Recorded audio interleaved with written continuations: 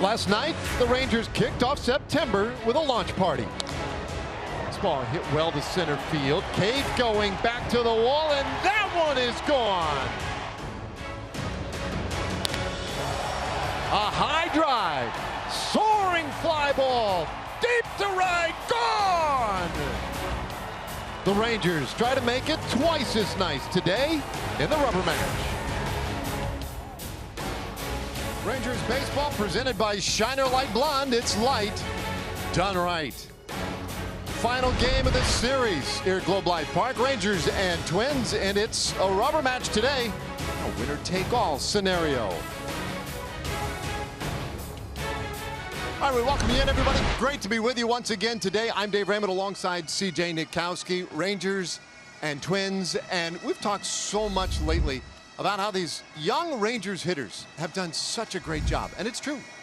But maybe we're leaving out some of these young Rangers relievers. The bullpen, once again, yesterday, very good. Yeah, and it's important to note that because it's important for the future, as a lot of young guys now are getting opportunities, and they have been taking really advantage of it, is what you want to see. Jeff Bannister has to be thrilled. Last night, the bullpen was particularly strong. Zach Curtis making his debut with the Texas Rangers did a nice job coming in. And of course, we saw the major league debut of Connor Zadzik. He was really good. Struck out the only batter he faced, but you get excited when you see a triple-digit fastball. We saw it last night at 100 miles an hour. And then Jose Leclerc, this has been such a great story for the Rangers in 2018, what he has done since taking over the closer role. It's been a really good year for him, but as the closer of the Rangers, he has taken it to a completely different level. Look what he's done over his last 14 games. He is not allowed to run. At 0.68, opponents average 23 strikeouts to just 3 walks, and he has been perfect in save opportunities, and he has earned himself the Rangers Player of the Month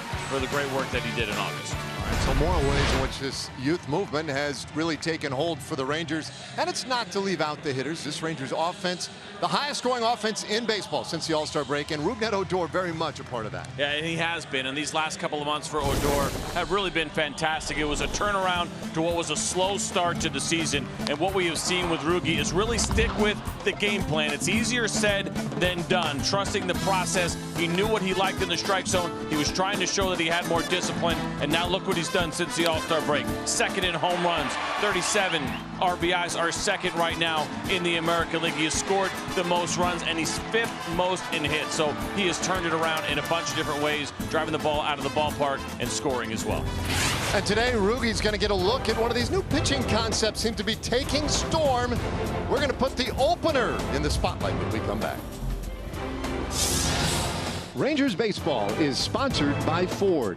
Visit your local Texas Ford dealer during the Ford Summer Sales Event. Ford is the best in Texas. By Shiner Light Blonde. It's light, done right. And by Southwest Airlines. Low fares, no hidden fees. That's transparency.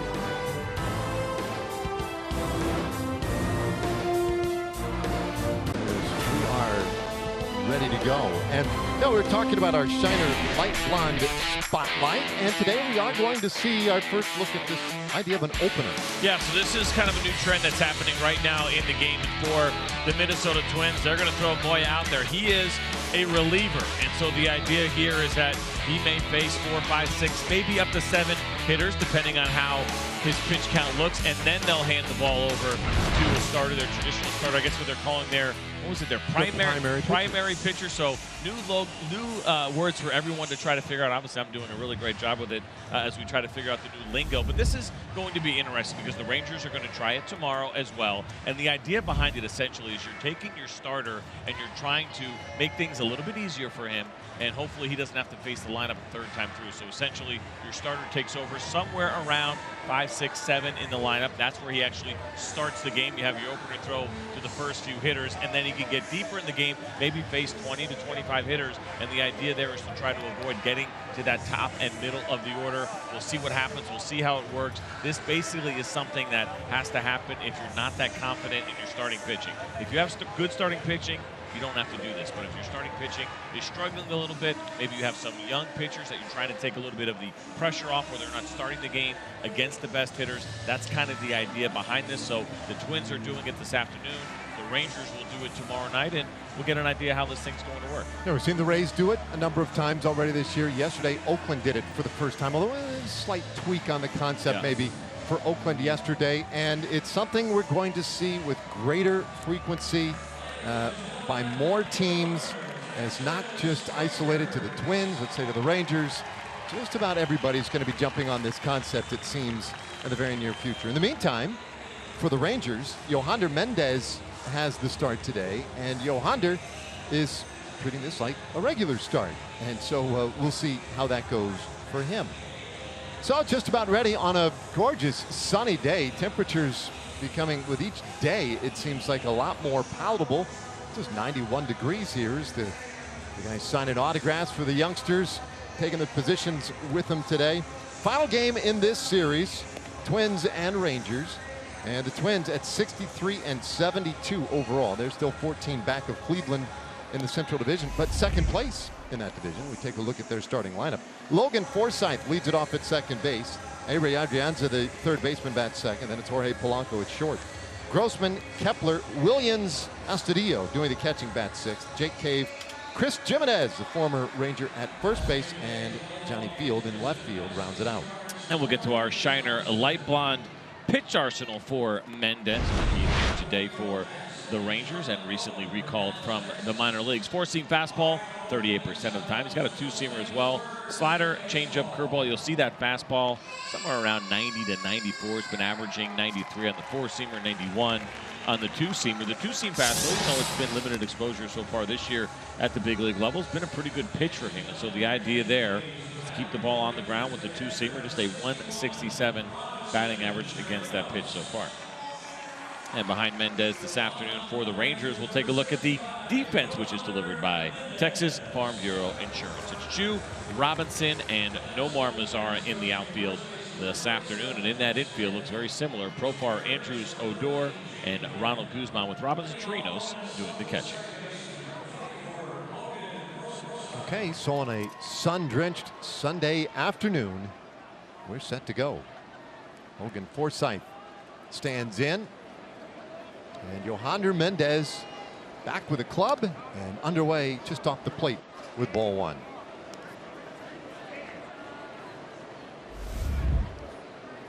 As I mentioned, a little more comfortable. 91 degrees today.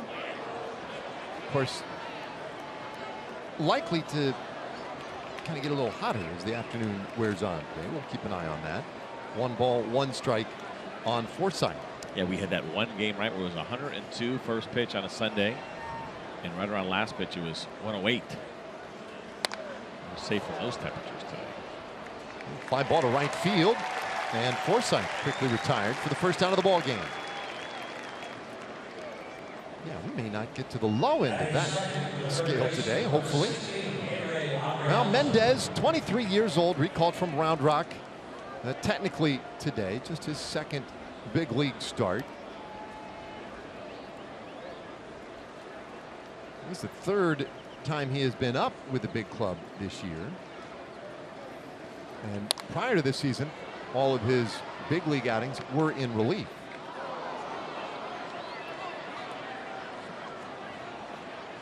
At 10 relief outings going back to 2016 and 17.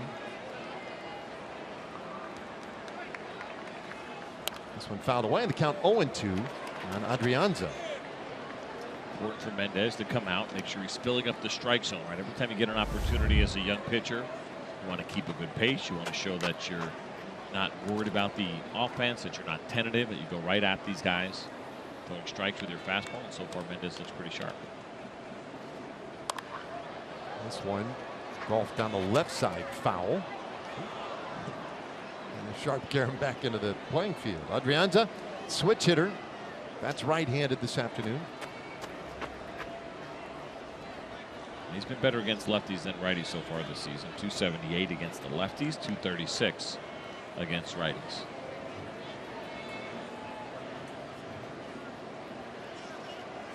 Takes up and away. 1-2 the count. It's been a career season of sorts for Adrianza. Career highs in games, at bats, hits, doubles, homers, walks.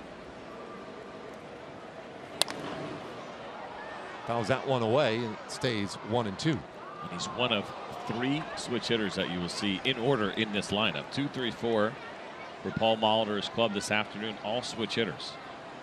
It's a nice luxury to have. Yeah. Play around with that lineup a little bit. The left-right platoon splits. A bit tight, 2-2.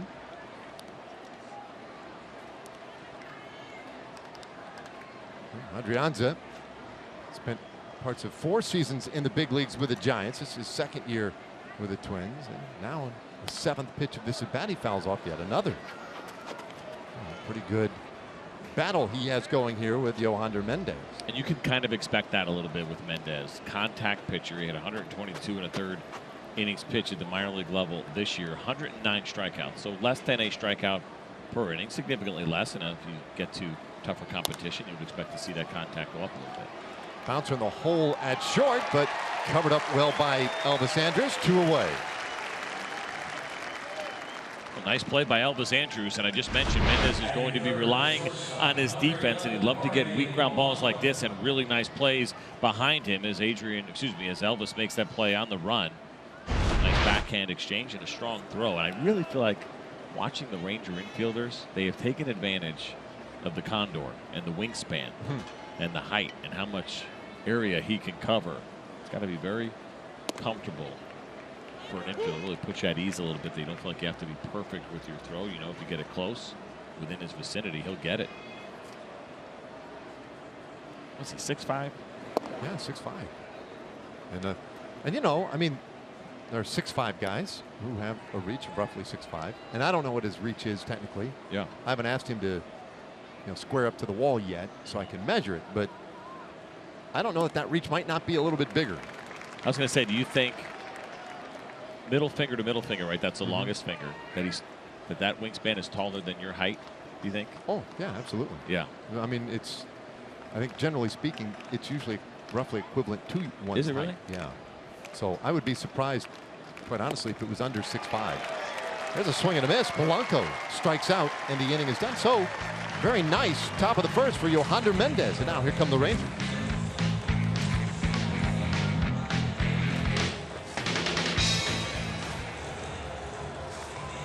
To bat, 59 and 77 overall this year. Let's take a look at our Southwest Airlines starting lineup. Shin-Soo Choo leading it off in left field. We've got Odor at second base. Elvis Andrus at short. The heart of things today, it's Mazara, Beltre, the DH, Profar at third. And then rounding things out, Chirinos catching, Guzman at first, and Drew Robinson in center field. All of that against the opener today, Gabriel Moya. For Moya, his first start, has pitched 24 times in relief for the Twins. 3 wins, no losses, a 4.73 ERA for the left-hander. That one up and in, ball 1. So part of this process, which I was very curious about, was to see if Jeff Bannister was going to do anything different with his lineup, knowing that the lefty Moya was starting, knowing that he wasn't going to be in there very long. Would they change what they were doing as far as how they stacked the lineup? But no real change at all for the Rangers in that regard, because then you have to think about, okay, the guy that's coming in next, the quote-unquote primary pitcher, is expected to stay in there a little bit longer. They'll go to a righty in that situation. So do you alter your lineup? I wonder if that's going to be part of this for some teams as this thing plays out a little bit. You keep an eye on it. Bouncer foul on the first baseline, 2-1 the count. So Moya's start underway, and oh man, peeking over his shoulder. What have I done wrong? You already got somebody going to the bullpen. Well, they didn't that's like Zach those 3 Littell. pitches. What's that? They didn't like those 3 pitches. Yeah. Southwest Airlines bullpen live look. Littell already getting ready for his primary appearance, such as it is. And that's the other part of it, right, is that the starting pitcher who has a pretty good idea of usually when he's going to go into the game. Now, he still has an idea, but it's not going to be nearly as exact. He's not starting the bottom of the first inning like he would be in a normal circumstance, so he has to kind of keep an eye on how things are going, and you try to time your warm-up accordingly. And that's the part that I think is tricky for starters, especially young starters who've gotten so used to a routine. This certainly is anything but.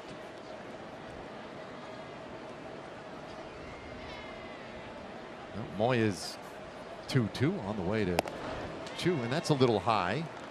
It's a full count.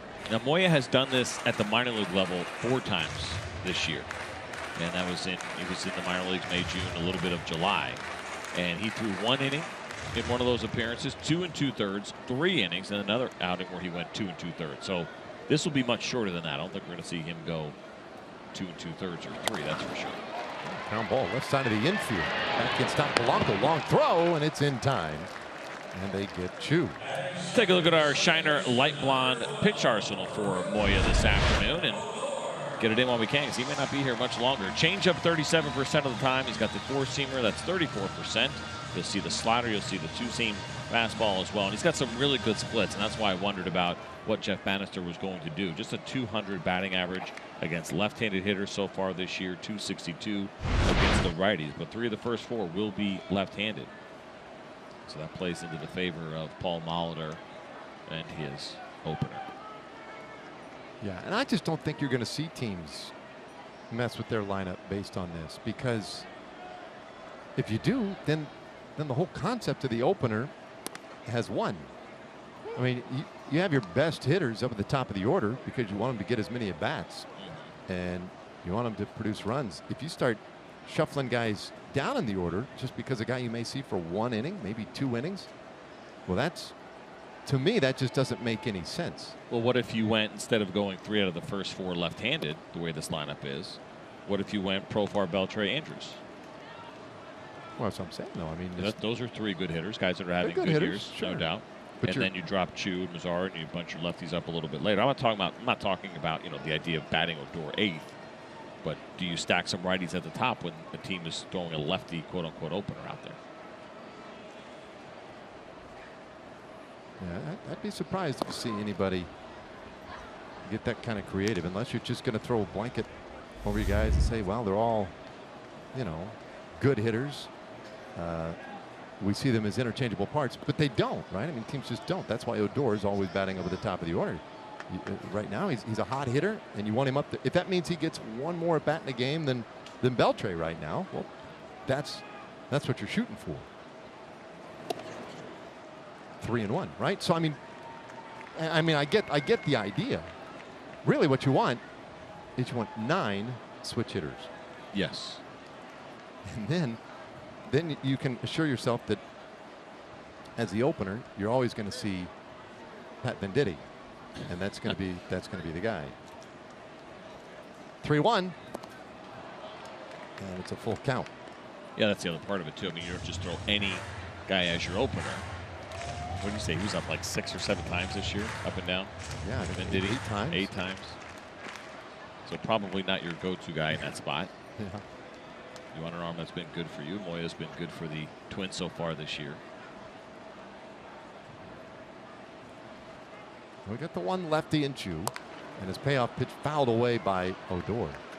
Now there's something to be said too. I think the idea that you get a good left-handed reliever in a spot going against the Rangers, and you have to face a left-handed reliever to start it off, right? And those guys are usually pretty nasty. They let it kind of all fly, and could this kind of situation I don't want to say put your left-handed hitters into a funk, but you're facing a much tougher pitcher than you would be if it was a right-handed starter. That one misses, ball 4, and Odor picks up his 38th walk of the year. Let's take a look at the Twins defense, which is brought to you by Jack in the Box in their outfield this afternoon. Johnny Field, Jake Cave, and Max Kepler for Paul Molitor's club. And in his infield, it's Adrianza, Polanco, Forsythe, and Chris Jimenez, with Astudillo doing the catching.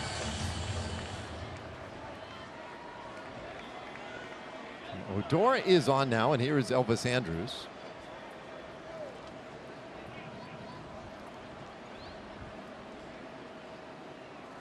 And the first pitch hits this ball well out to left field.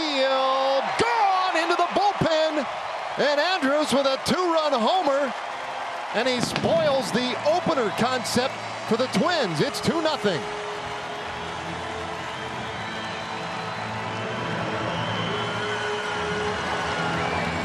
told you he should have been hitting leadoff.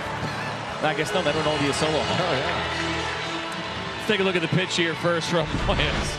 Jurickson Profar and Elvis Andrus having some fun. This one just split the plate. The one thing with Elvis this year, the batting average has been down a little bit against lefties, but he really has run into some bad luck. He has always been good against lefties over the course of his career. He's been hitting some balls hard that haven't turned into hits, but when you hit 107 miles an hour with a 21-degree launch angle, well, that's going to turn into something special. And it did for Elvis Andrus.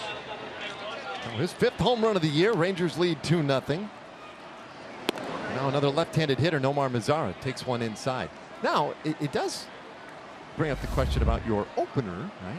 You're going to put a lefty in there against the Rangers' heavily left-handed top of the order. Okay. But with Andrus, the right-handed hitter in there, then you have to be at least somewhat diligent about which left-hander you use, right? I mean, if Moya can't get right-handers out, then that could be a concern. And a lot of lefty specialists out of the bullpen are there for that reason, right? Just to take care of left-handed hitters. I'm not saying that's the case with Moya, but it's not as if you can just start the game with any reliever in these opener concepts. Well, you pointed out he did this 4 times this summer in the minor leagues, and he did it to a 1.93 earned run average in those appearances. But so imagine this too. This is another part. I was talking to LaTroy Hawkins about this before the game. The sometimes analyst for the Minnesota Twins, fills in once in a while, does about a dozen games a year. And I said, here's the other thing. The Rangers jump out to an early lead, and they never relinquish that lead. Moya's getting a loss. And wins and losses, they don't mean everything, but it's pretty frustrating too if you're a reliever. You start racking up a few. A pop up in the foul ground, and Mazara retired 2 away. Yeah, I'm sure. Of course, and you can't get a win. It's impossible for you to get a win as an opener, so you only are set up to lose. And again, the losses don't matter, but it's wins or losses. I mean, excuse me, it's losses only. There's LaTroy Hawkins. We didn't love it. We were talking about. Okay, had some longevity in his career. He was a really good, tremendous guy. That's like the, I don't know what, the 3rd or 4th name that you have dropped this week on our broadcast. And a good friend of mine, Vin Scully, used to tell me. He tells me all the time. Really, the one thing you don't him. Want to do is drop a lot of names. But there you go again. He told me he would like you to lose his number. Beltre now with the bases emptied, 2 out. So the other part of this too for the Twins is that they want their starter, Littell, to get a clean inning no matter what, which I thought was interesting. So he'll probably get the next inning, assuming that Moya can get out of this one. Yeah, so if things really got sideways on Moya, then you're talking about another reliever just to get through the first. Yeah, the tweener. Mark it down. The tweener, that's what we're calling. I like that. All right. Well, Buznitz. Yeah, there you go. So he might be the tweener. Luttrell, the primary pitcher. I mean, this is where this gets ugly, right? This inning ends here, or they don't have to use Buznitz, right? Right. Okay, so now they bring in their starter. Say their starter goes 5 innings. You're going to ask Buznitz to warm up again in 2 hours? That's pretty unfair. Well, it might be why you're seeing a lot of teams waiting until September to give this whole thing a shot. Beltre swings and misses, and that strikeout ends the inning. But the Rangers jump on the opener. Elvis Andrus with a 2-run homer. And we head to the 2nd.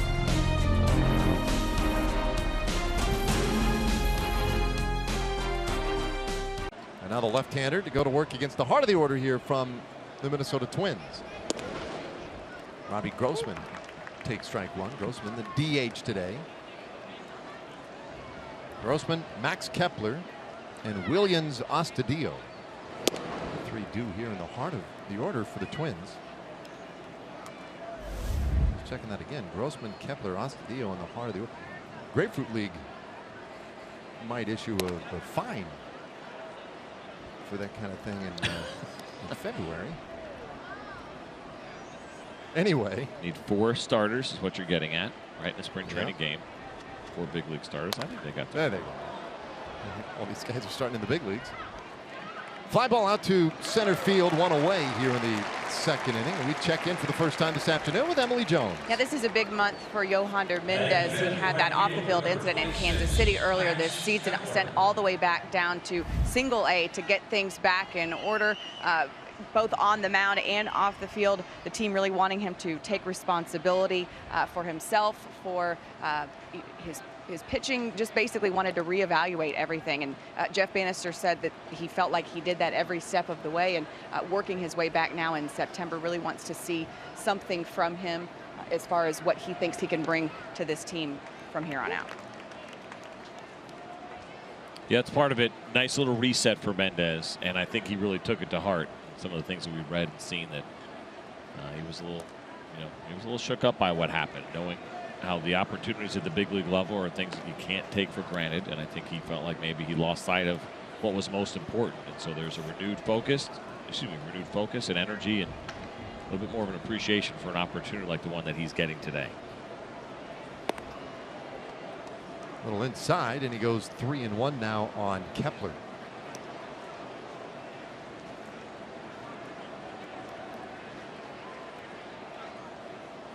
Well, you hope that at the end of it, he'll look back on this season and be really grateful for everything he went through and learned.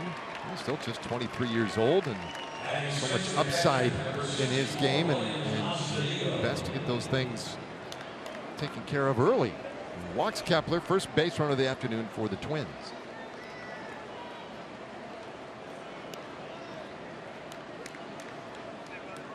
So now he gets Williams Astudillo.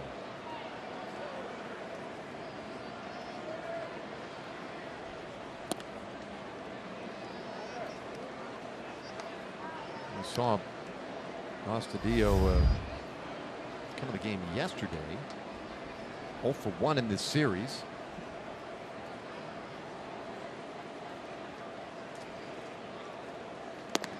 He takes outside 2-0. Little fire plug of a catcher, Astudillo. 26 years old, out of Venezuela, and now a little trip to the mound. Well, first of the ball game for the Rangers.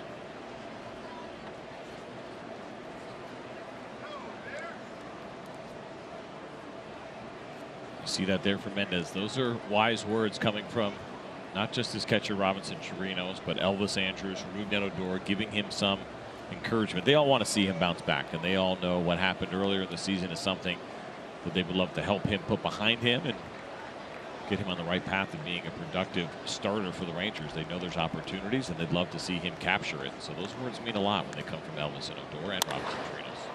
Astudillo out to left field, and that one tracked down by Chu, 2 away. Well struck, but for a long out, and now here comes Jake Cave.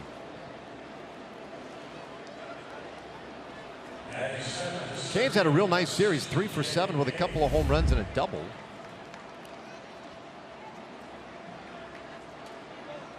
And he's a guy who has done most of his damage this year at home for the Twins. So a bit of a rarity to see him having the kind of success he's had in this series on the road.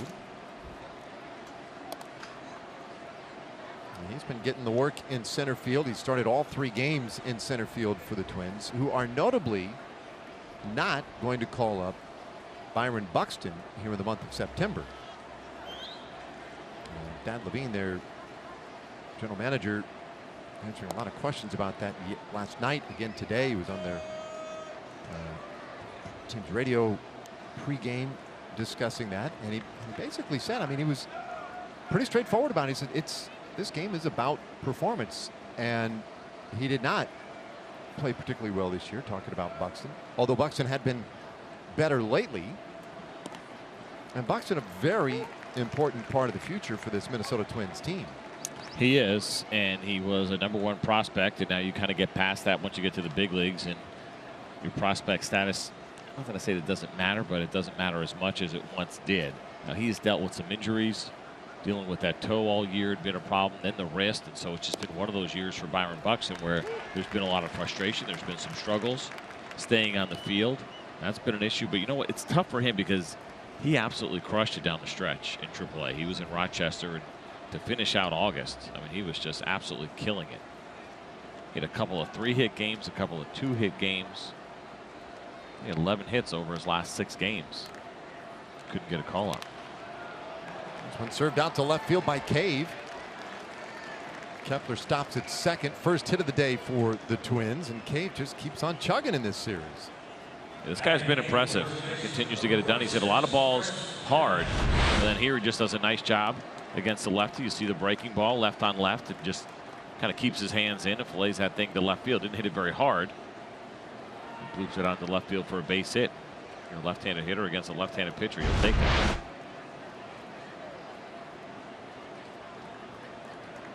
So a couple of base runners now,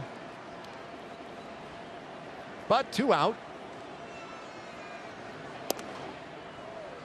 The first pitch in there for a strike to Chris Jimenez, a former Ranger who has made quite the journey to get all the way back now to facing his team with the Minnesota Twins, and he has been with the Twins before in his career. This year primarily with the Cubs, and the numbers you just saw on the screen with Chicago. But a frustrating year for Jimenez. Today getting a start at first base, not behind the plate. And he was recently acquired by the Twins in a trade that sent Bobby Wilson, another former Ranger, to Chicago. A lot of backup catchers kind of making the rounds here over this last week or so. The Rockies picked up somebody too, right? There was a bunch of trades, catcher trades recently. High pop up just back of second base. Odor wants it, and that will do it. Chris Stewart. Look at you. We played an inning and a half, and the Rangers lead 2-0.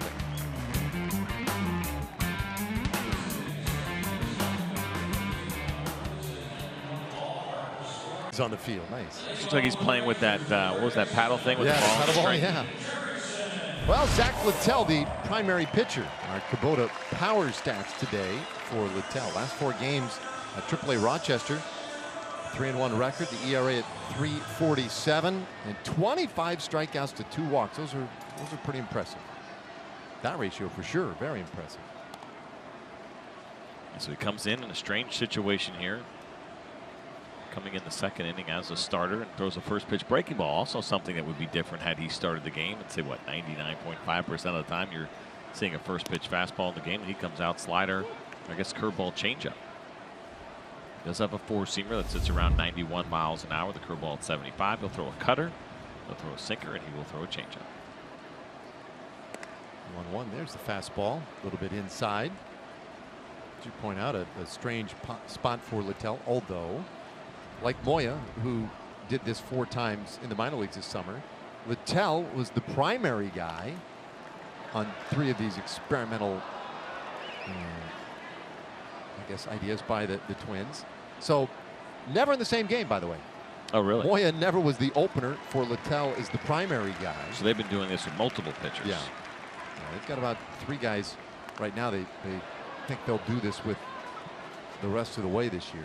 I wonder how these guys take it, because the reality is the reason you do this is that you're not confident in that guy's ability to face the middle of the order 3 times. I mean, there's no getting around that. That's what you're telling him. You're not good enough to get the heart of the order out 3 times at the big league level. I just wonder if there's psychological effects, or if these guys are like, hey, this is the way it is, and this is the way the game might be headed to some degree, and they just accept it. You know, they've been doing it one way their entire life as a starting pitcher, and now, you know, the message is no dressing it up. Yes, we could say, oh, well, we're putting you in the best position to succeed.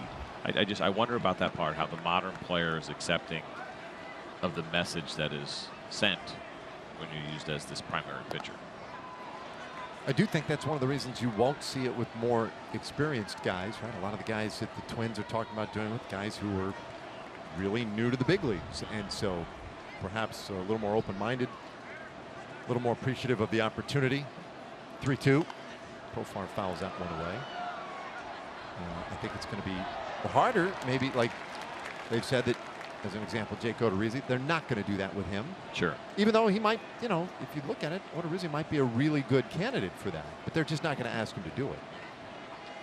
Profar sends this one out to right center field. That one's well struck. And it will roll all the way to the wall. Jurickson tiptoes into second with his 31st double of the year.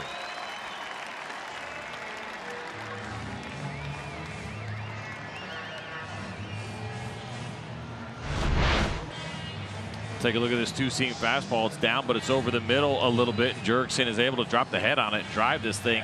And right off the bat, you knew it was headed for the gap, and nobody was going to have a chance to get it. It was just a matter of whether or not Jurickson would get a favorable bounce, and would he have a chance at a triple. And you see this thing just two-hop the wall, fall straight to Cave, who's able to get it in pretty quickly. That definitely goes down as a quality at bat right there. 8-pitch at bat for Profar that results, rather 9-pitch at bat that results in a double.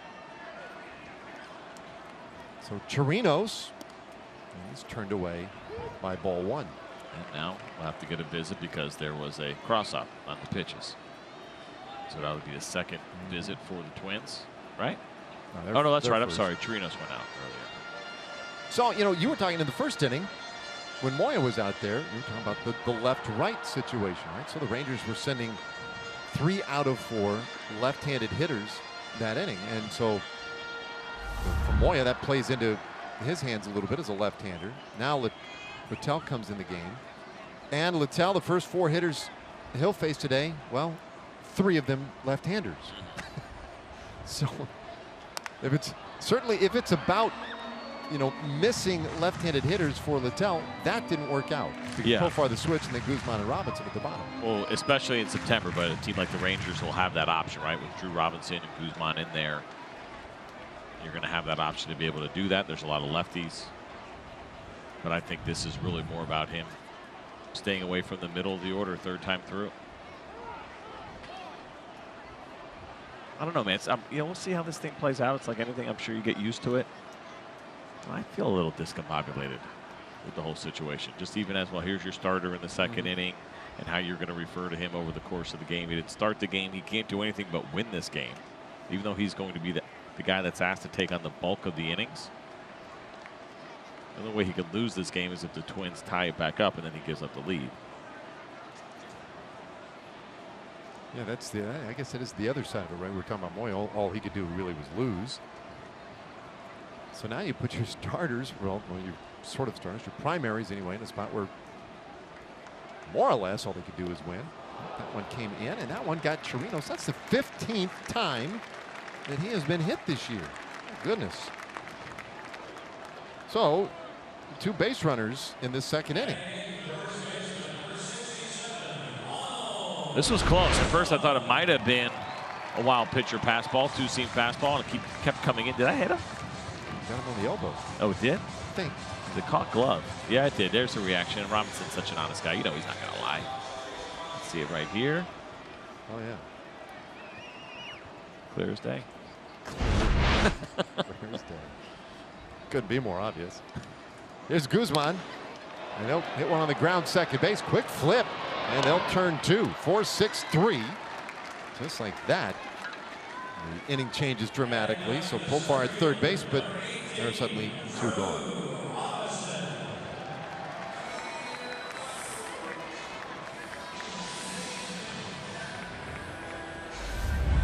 We didn't get a chance to go back. We were having that conversation about the wingspan of Ronald Guzman because it's 1 pitch out. My favorite part of that conversation was watching you stick out your arms like 3 times as you were demonstrating it. It's this big. Yeah. Drew Robinson takes a strike. Guilty as charged.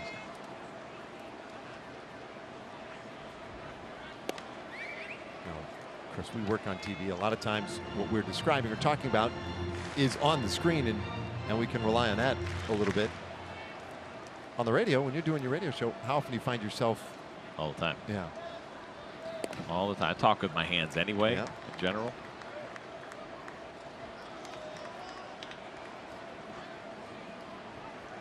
I find myself when we do opens, working really hard to make sure I don't lift up my other hand. I'm holding a microphone with one hand when we open the show. Tell my other hand, stay down. It's like having a dog attached to your body. Sit, don't move. I'm with it. Now they say like 70% of communication is nonverbal. This one outside, ball 4, and The third free base runner that the Rangers have gotten today. They had the walk of Odor last inning. Chirinos hit by a pitch, and now this walk by Robinson. So the inning continues. Men on the corners, 2 gone. You'd love to see the Rangers cash in right here. As you see a conversation there between Ronald Guzman and Jeff Bannister. The fact that they've been able to send now 10 men to the plate here through an inning and 2/3. Well, they got that 2-run home run from Elvis Andrus. Another run or 2 here would be nice. So Chu getting his second at bat of the game, and already seeing the second pitcher in this game. Grounded out in the first inning. Littell already had to expend a little energy here in this first inning. Oh, that one hurt. Fouled off Chu's foot. I love that right there. The kick his bat. Yeah.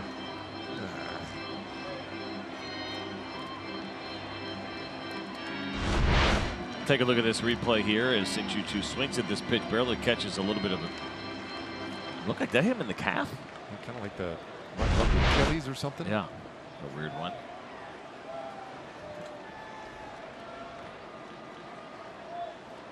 Oh, 2. And that was very high.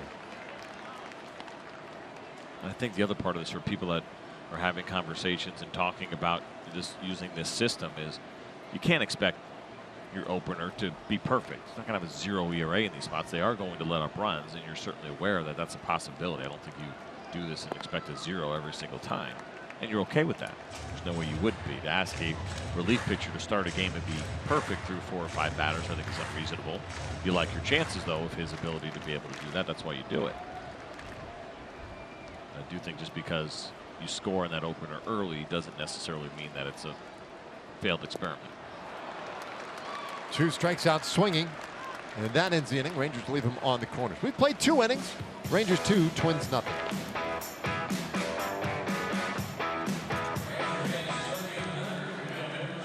It's 2-0 as we welcome you back to Globe Life Park in Arlington. It's time for our fan of the game. It's Mike Mancini, all the way from where? From France, Marseille in the south. All the way from France. That gets you the fan of the game. I want you to say something to me in French, like I like baseball. J'adore le baseball. Allez Rangers! Oh, see, fan of the game right here. Let's be real, guys. I just wanted to hear a guy talk in French. Au revoir. Au revoir. Passez une bonne journée. Okay. Allez Rangers! Whatever he says, guys. Wow. It's impressive. Good aim, mate. This one popped think up that was back accurate. to first. And Guzman takes care of it. Johnny Field retired, went away. That was like a Michael Scott move right there. What? Everything goes back to your Australian accent. All right, top of the order coming now. She said he was French, right? My little guy does that. No matter what accent he tries, 10-year-old, it always goes back to an Irish accent. It always has something to do with Lucky Charms.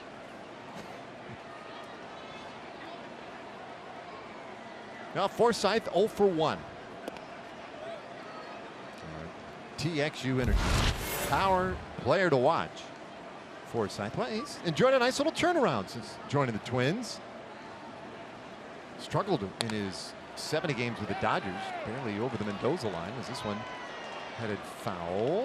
And did Mazzari get that? He did! What a catch! Wow! The way he was so dangerous down there, but that's beautiful. The way that he was running after that was kind of telling me he was not going to get there, and maybe that ball would have been headed into the seats. It was a long way to go for Nomar Mazara, and you're right, as you get closer to that wall, things can get a little bit dangerous, and he slides, sticks the glove out. Look at that. Comes up with it cleanly as he slides right into that wall. Tremendous play by Nomar Mazara. Look how far away he was. It's not even about the range, which it was a long way to go, but then the timing and being there and slowing yourself down and sliding is almost better off sliding than running there, catching that ball normally and going into that wall really hard. It's a nice play. So 2 outs.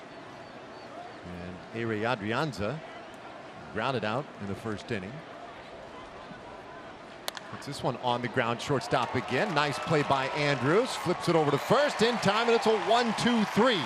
Third inning for Yohander Mendez to 7 pitches needed.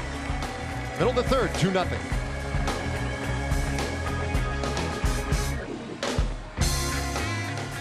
A much-needed win over the Athletics. They keep pace with the A's in the American League wild card chase. Ben Gamble got them started in the first. They never look back. They win it 8-7. I would have done this whole thing in French, except it seemed like that was more appropriate for last half inning. Yeah, I think so. I think we, as they say. That's all I got. we. How about the Mariners, though? Trying to stay in that thing with Oakland. And Oakland, by the way, they went with the opener last night. I referenced that earlier this afternoon. You point out not exactly the opener concept, though, for Oakland. Yeah, so they ended up, what did they end up doing? Yeah, that was yesterday? Yeah, Liam Hendricks. How far do you go? That was my point I made up. Yeah, because they're not going with the primary. Yeah. They're just kind of more of a bullpen. And they have the bullpen to do it. Their bullpen is incredibly deep. And that's something that could work. And it's something that if they go to a wild card game, they very well could try to do. No pitcher yesterday. They threw 9 innings, 9-inning game. No pitcher threw more than 2 innings. The guy that threw 2 innings was a starter. But he was the 4th man in, Daniel Megden. I don't think he liked it very much. He let up 4 runs. 5 hits in his 2 innings of work. I don't know why he's not starting. I don't know. I mean, he was hurt. And as this one comes in, and it gets a piece. And Odor is on to start the 3rd inning. Didn't hurt him very much, apparently. A little Pete Rose-esque right there. So 2 at-bats. Rugi is on in both of those, or I should say plate appearances, a walk and a hit by pitch. And it's worth noting, we talked about it in a bunch, his walk rate coming into this game, 8.5% as you take a look at this. Breaking ball, catch him right there on the right foot. Both of them get up in the air. That walk rate now is just slightly below league average.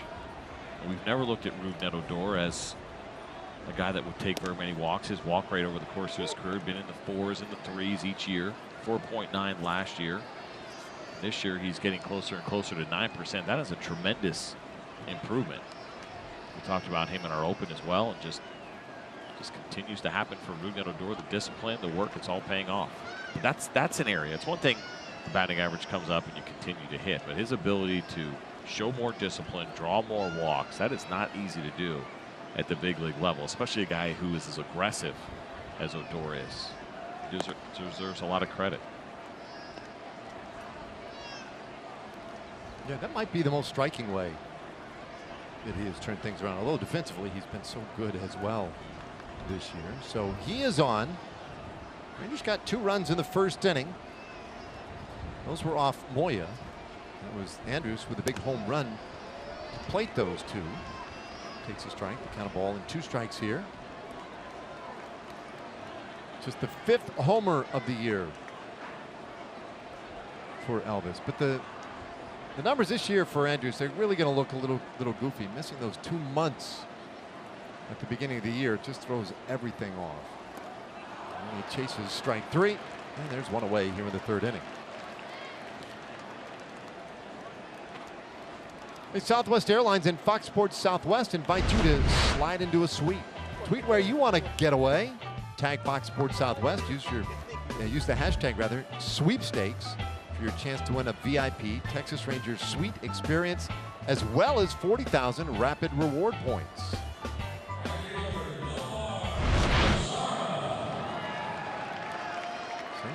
that's all you have to do, and then you could end up hanging out there, a little shade, maybe go inside, get a little bite, plus the 40,000 rapid reward points. Not bad. All for what? Tweeting something that it seems like that's reasonable. Uh-oh. Rugi up awkwardly after that one.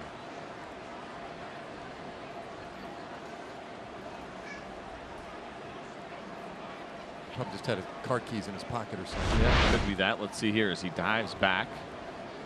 He hit hard on that right hip. I didn't love the reaction from Odor. I guess he's okay. A little lean, not going. Zara takes ball 1.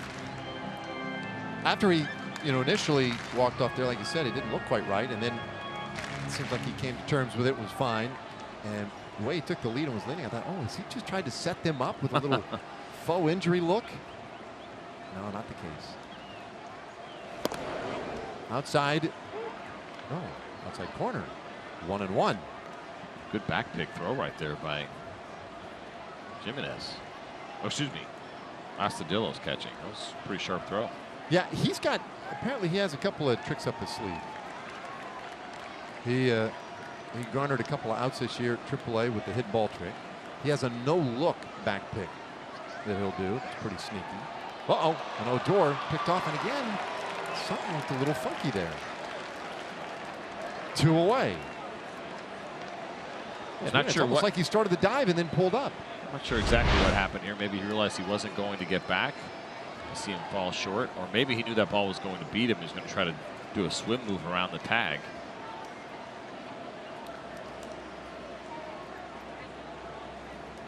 It's a good move. The Twins were working really hard on Odor right there as far as holding him on, keeping him close. Strike 2 on Mazzara.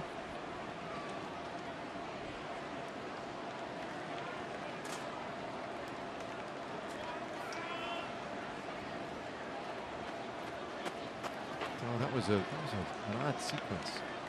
First time went in hard, looked like he hit the, I don't know, like the top of his right hip hard on the dirt, and that bothered him. The second time, then it almost looked as if he was trying to avoid doing that.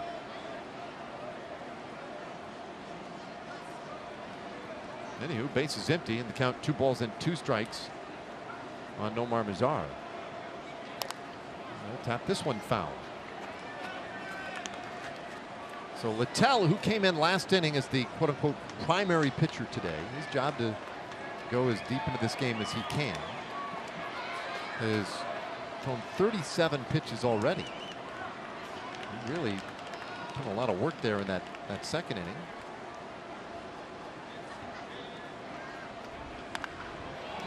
Pizarra will make him work a little harder.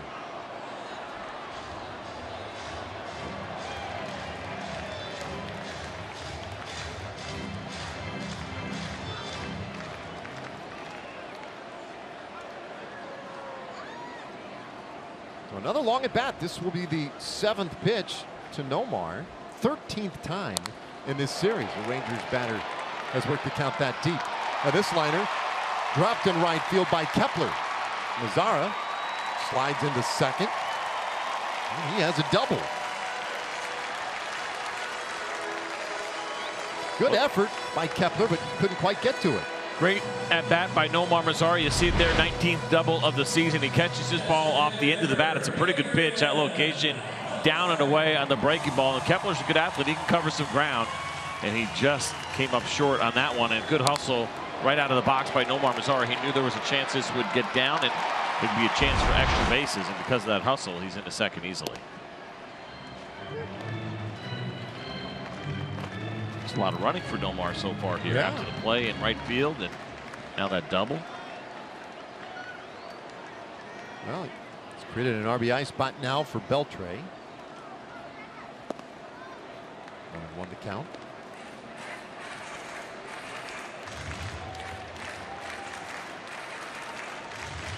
Beltre struck out swinging in the first inning.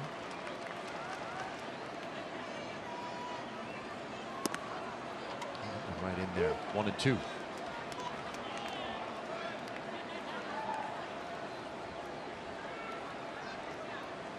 Home run yesterday for Adrian. Put him in 17th place all-time by himself on the all-time hit list. And now he's closing in on 16th place all-time. Paul Wainer, who is just 9 hits ahead of him. So he'll catch Wainer and Brett this season. Amazing, with 2 big targets for next year if he wants to come back. 1-2 pitch and a high pop-up left side of the infield. Brianza is there, and the inning is done. Rangers leave a man in scoring position. So we played 3 complete. Rangers lead 2-0.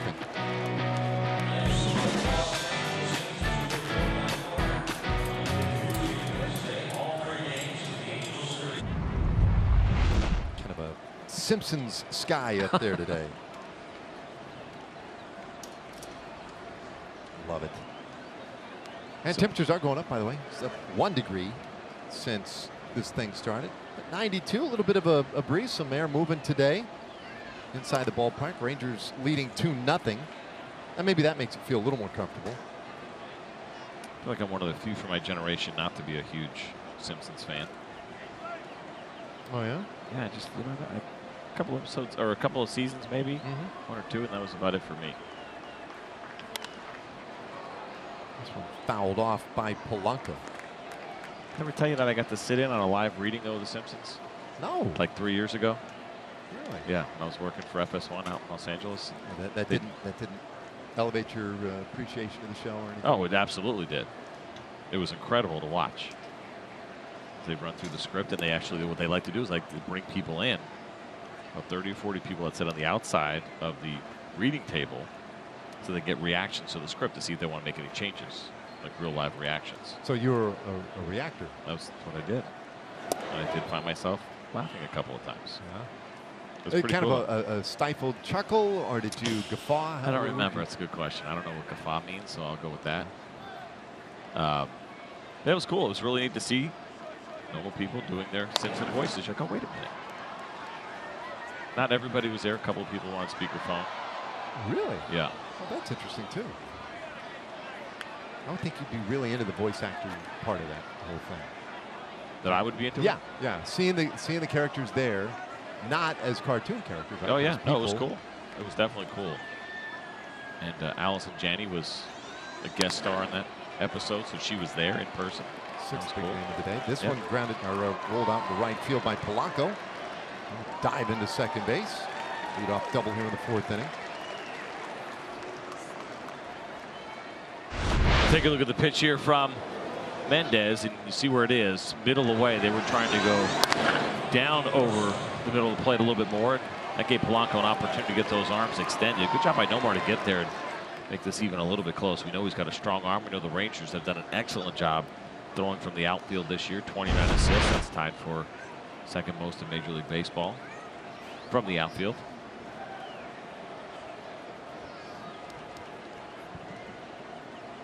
Grossman now. Hit this one on the ground through into left field. That's a base hit. Polanco has to stop at third base, but the Twins have him on the corners, nobody out. Picked a 2-seam fastball, no 4-seam fastball from Mendez. Good pitch. I mean, he did not get real hard contact here. He got that ball in. It's a ground ball, just a well-placed ground ball. You see that thing die as it gets to the outfield grass. And we've seen it early on, right? A couple of nice defensive plays by Elvis Andrus, a nice defensive play by Nomar Mazara. Just 1 strikeout so far through 3+ for Mendez.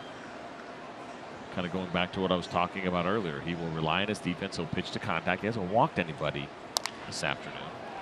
Bouncer down to first, fair ball. Out at first, and the play at the plate. Oh. In time! And they gun down Polanco. What a double play by Guzman. Well, that's a smart play. I like this one. Take the out. You feel like you still have time to get the runner at home, and they did. Now, Paul Molitor has had his hand up, and they're going to think about maybe asking for a challenge on this one and a review. We keep talking about the great defense of Ronald Guzman, and here it is. Smart play. The ball takes you to the back, so why not go ahead and step on it?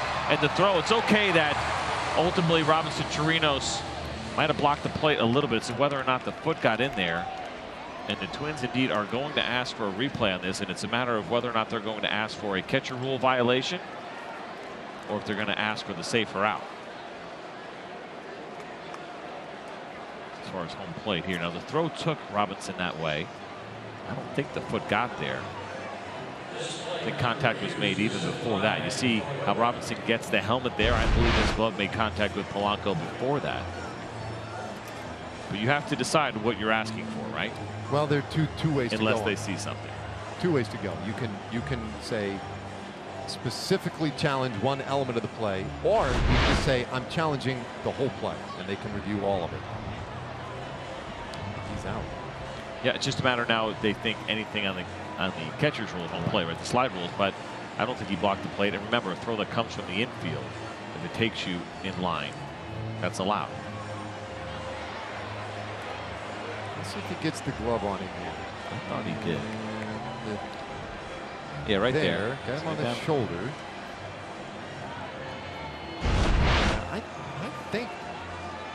I think it's going to stand.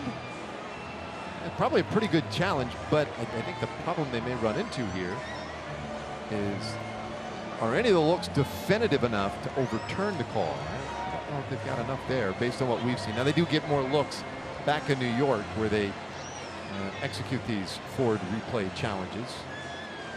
What I really like, though, for Ronald Guzman and what he did there, he let the way that the ball was hit dictate what he was going to do, right? Because the ball kind of took him toward the bag. He's like, let me get this out, and I think I can get both. Right now, if the throw took him a little bit to the right or he had to come in to get the ball, then he's going to throw the ball home. Right, but the ball basically dictated what he was going to do here. The ball took him a little bit toward first. So he decided to step on the bag. He was going to have to plant his foot to make a throw anyway, so why not go ahead and touch the bag to do it? Well, they just confirmed the call, or at least said it stands. And there is a difference. Confirm it, that means you see, oh yeah, definitely out. Call stands means we just don't have enough to reverse it. Any case, both of them have the same end result, which is they are 2 away. That is a great double play. And now a man at second for Williams Astudillo. That's a really nice defensive play. Just talking about it again, the defense really coming through this afternoon for Mendez, and now he's got himself to get an opportunity to get out of this. He had first and third, nobody out. He's 1 out away from getting out of this with no runs across the board. And it was, a nice job by him, and he's got to finish it off right here where he gets himself in that jam, comes out, throws strikes, gets the ground ball. Excellent job all the way around. Now hopefully he can finish it off.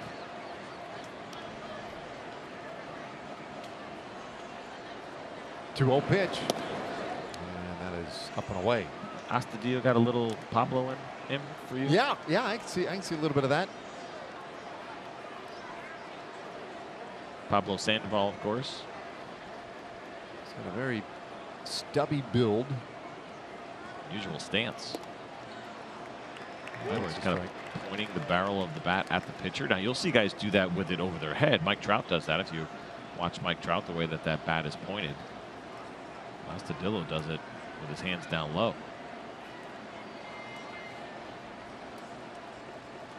Makes you think he couldn't get to a fastball up and in. Lines out to third. What a play by Profar. Back just deep enough to be able to reel that in, and the inning is done. And we take a bow. Rangers defense bails Mendez out of the fourth. It's 2-0.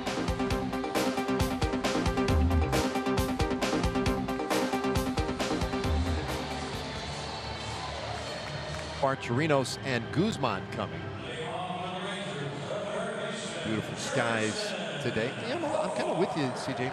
I did not really jump in the Simpsons thing either at the time, but now with my kids, my middle child really loved it. And so we go back and we watch a lot of the old episodes. They're really funny, man. But I wasn't all that tied into it at the time. Profar just made a great play defensively. And so, of course, he leads off this fourth inning. He takes a strike. Got a 9-pitch at bat in the second inning. Started that second inning ultimately with a double. That ball, by the way, was hit 107 miles per hour. That was a great play by Profar.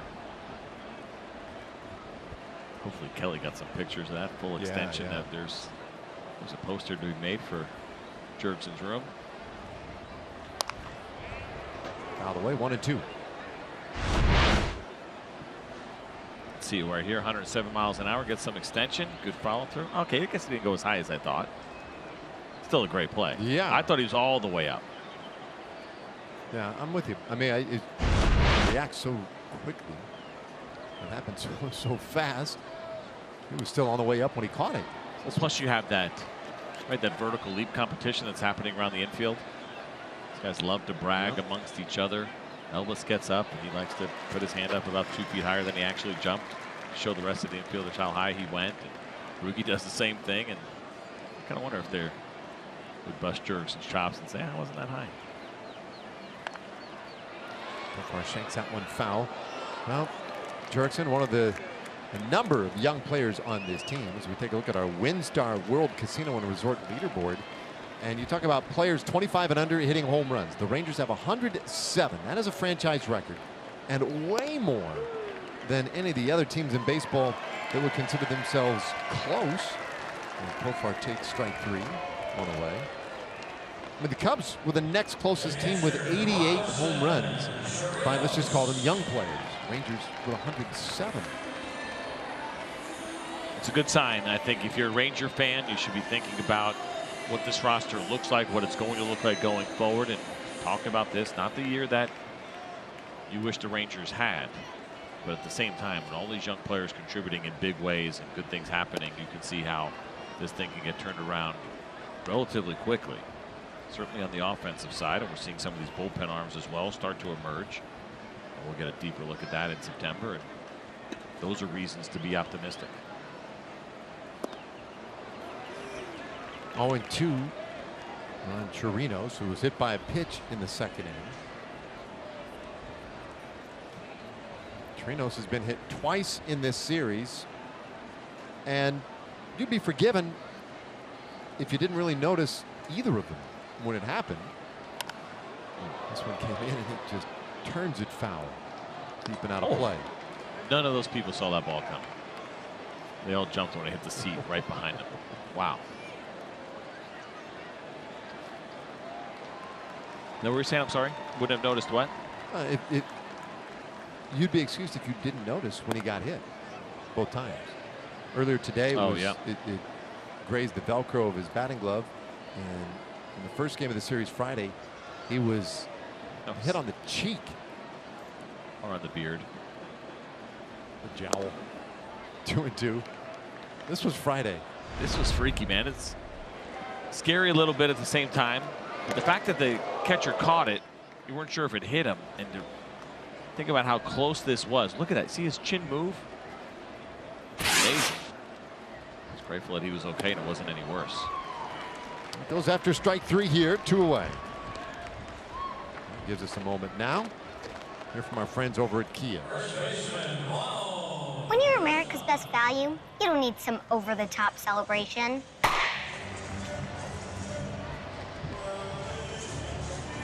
Okay, with 2 away, Ronald Guzman comes to the plate. Ronald has turned in a spectacular double play. He's also hit into one. And he takes a strike.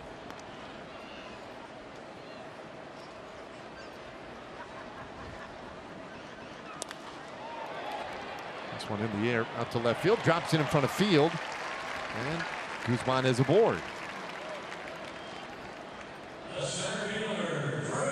Take a look at this swing here from Ronald Guzman. It's been a good year for him offensively. First time around in the big leagues. He gets an off-speed pitch. Look at a changeup just spinning away and diving down, and he stays with it.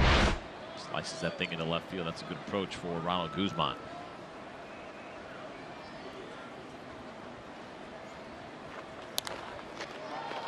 Drew Robinson going after the first pitch and a pop-up out into short left field. This one handled by the shortstop Polanco. The inning is done. We played 4. Rangers lead 2-0.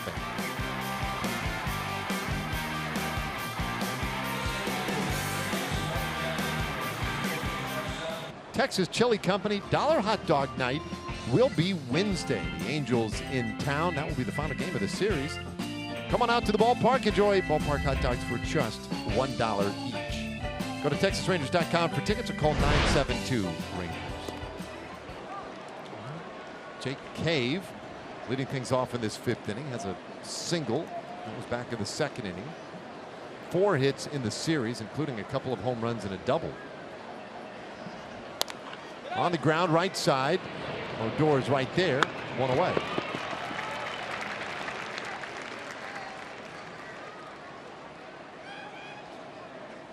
Well, Yohander Mendez has done a nice job so far. Got some great defensive help last inning. Help make sure that the 4th inning was a scoreless one. But working here in the 5th and still has not yet gotten to 60 pitches for the afternoon.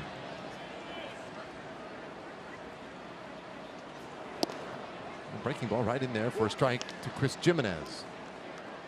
He's done a really nice job of trusting his stuff, throwing strikes. That's what you want to see from Mendez. First time back here in the big leagues. He's been very impressive. It's interesting too, right? He hasn't walked anybody, but his overall strike percentage is only 56%. It would be much higher than that, right? I mean, average is about 62, 63. He's cruising along. Oh, the one walk, that's right. He walked Kepler back in the second inning. But even then, one walk through 4 1/3 now. I feel like the strike percentage would be higher. But he's done a good job. And this is, so watching an outing like this, I think is interesting toward the opener conversation. So where would you be? So right now he is, what, 3 batters over the minimum. And so he gets the bottom part of the order here in his 5th inning. Oh, comebacker. He knocks it down. Will he have time to pick it up and get Jimenez? He does. Good job to stay with that one. 2 away. A great job here by Mendez. The reaction, slowing that ball down, and then making sure that he didn't panic, right? A lot of times in these situations, guys start to panic a little bit, but got that internal clock. He knew he had time, didn't rush to throw, and made a really nice play. Just there live time. Good job. Very nice. But anyway, going back to if you're going to use an opener, because I think Mendez could be potentially a candidate. If you have a lineup that is real strong, right-handed, top-heavy, when he's starting that game, you know what? Let's put him in the 2nd inning. So he only has to face that part of the order twice. But kind of looking at what he's done here, it's worked out pretty well. He's got a chance to get through 5 and only face the top of the order 2 times so far. It's right out in front of Johnny Field, 0-2.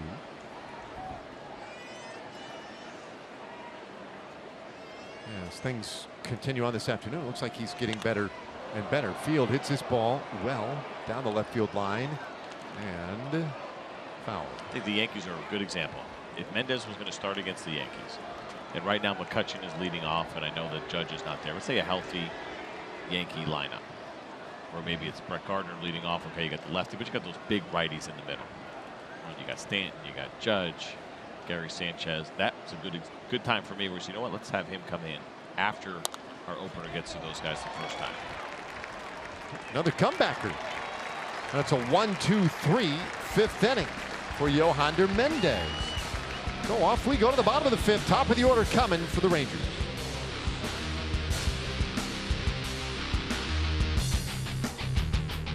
TV, he was pretty excited. Dr. Pepper makes a great breakfast. Woo! Poor dad. That's me though, trying to keep up with your kids with the dad moves. Yeah.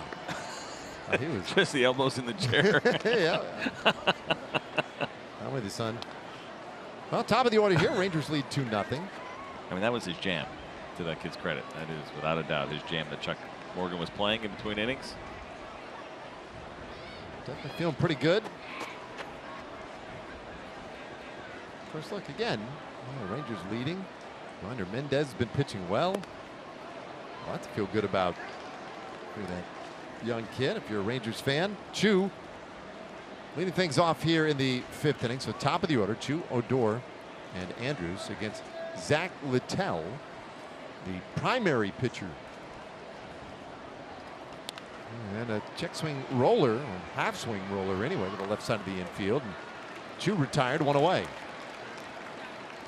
Looks like he might wanted to stop that swing. All right, here comes Rougned Odor.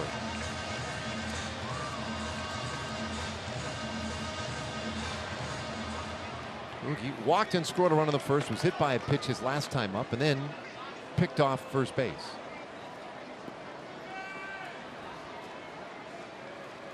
Rangers 2 runs came in the first inning. Since then, they've had at least 1 hit in every inning. Had base runners aplenty, but have not been able to add to that early lead. Rugi sitting on 18 home runs and 61 RBIs.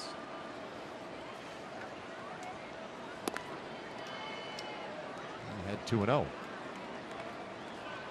4 hits so far for the Rangers this afternoon. A couple of walks. Robinson Trinos was hit by a pitch. Odor was hit by a pitch. You're right. There have been quite a few guys on base so far this afternoon. This ball smashed down the first baseline. That'll be extra bases for Odor. Heads to second, and he'll stop there with a one-out double. 22nd double of the year for Odor. And another quality at bat. He continues to get it done, does Rougned Odor. This ball is laced down the right field line, and right out of the box, Rougned always thinking a base ahead. And as soon as he saw that ball bounce off the wall, and it bounced directly to the left fielder in that spot, Max Kepler, he knew he couldn't go for three, but he's thinking three out of the box. You never know what's going to happen in that corner, but you see that hard bounce right to Kepler. So it's an easy double for Rougned.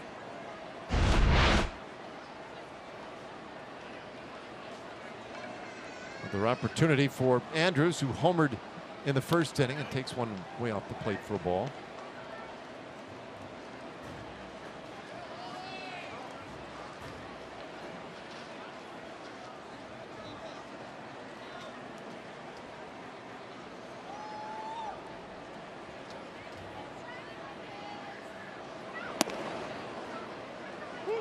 Elvis now a week past his 30th birthday. Last week turned 30 years old, and as he hit that milestone, he had 1,535 career hits. That's second most in Rangers history for a player by their 30th birthday. The highest was Pudge. Ivan Rodriguez had 1,595 hits at his 30th birthday, so just 60 more than Elvis. Yeah, that guy. That guy's so good, he has a pizza named after him. Pizza place.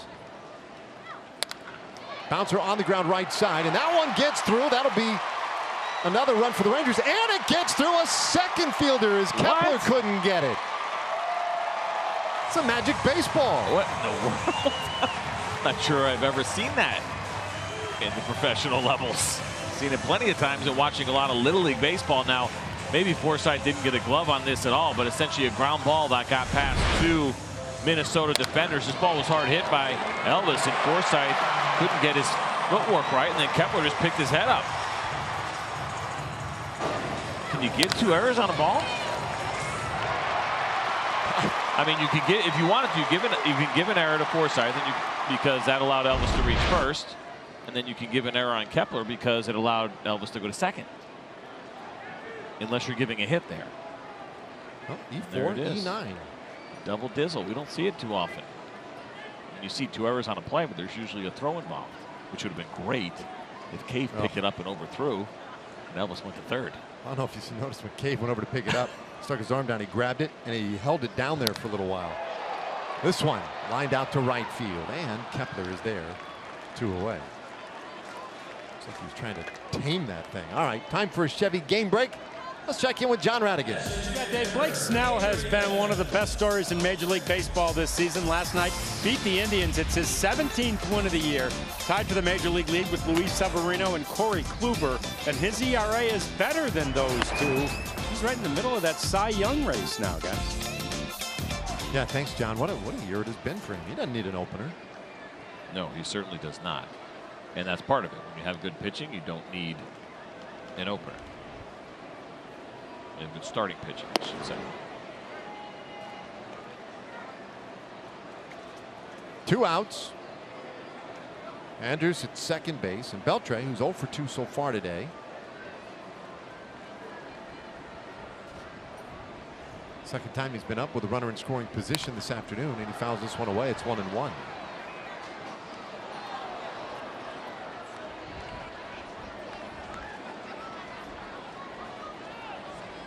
The Rangers so far 0 for 5, and even that at bat that Elvis had that eventually got the run to score. Rougned was on second, not a hit, so it's an 0 for there, but the Rangers are happy with those 3 runs across the board.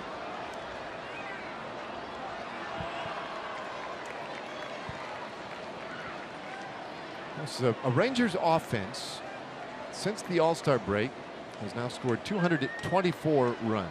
That's most in baseball. They're averaging almost 5.7 runs per game. That's the highest rate of runs scored since the All-Star break as well. And they've done it a lot of different ways. Number of guys contributing, as one would expect. You have to when you're going to be as effective, as potent as this offense rather has been. Can't do it with just one or two guys. Bouncer right side. Easy Sunday hop there for Forsythe, and he'll throw out Beltre. The inning is done. The Rangers pick up an unearned run. And we will go to the 6th inning, 3-0.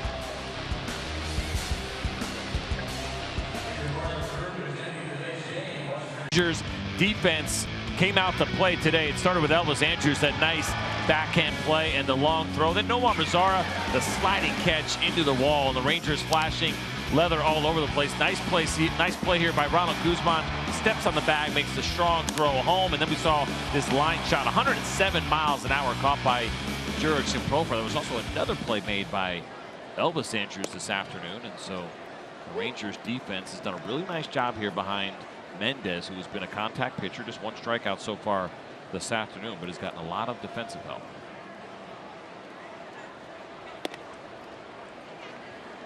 He's the top of the order here. There's his line, and that looks even better, really, than you would almost expect. Well, he's been efficient. In their first strike, 1 and 2 to Forsythe. This is the 3rd time through the order for Yohander Mendez. So that'll be interesting to see. Do these Twins make some kind of an adjustment? Forsythe has twice flied out to right field. And that one missing inside makes it 2 and 2. And being that this is the 3rd time through the order right now, and top of the order, not surprising to see the Rangers getting a little bit of action. To see Alex Claudio warming up now in that Ranger bullpen. It's probably a good idea. It's been a really good afternoon here for Mendez, and as you keep an eye on this part of the lineup, kind of go batter by batter if you can. Looks like Alex, say, probably not ready for the on-deck hitter, but most likely Polanco, based on the speed in which he is throwing, the pace that he is using. So Mendez will get a couple of hitters here, and if he can get through the first 2, then he may have a shot to get through the 6th inning. Stays 2 and 2.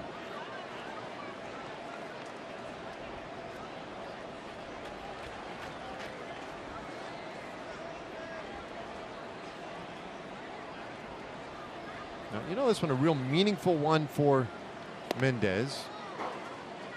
Full count now after what he has gone through this year.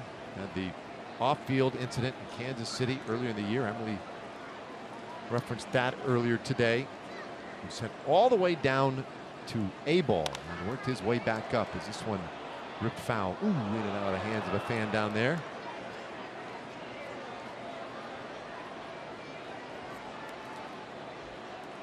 So he's done everything the ball club has asked, both on and off the field, and now gets a little chance at redemption in September. And currently locking horns here in quite the at-bat. This will be the 9th pitch to Logan Forsythe.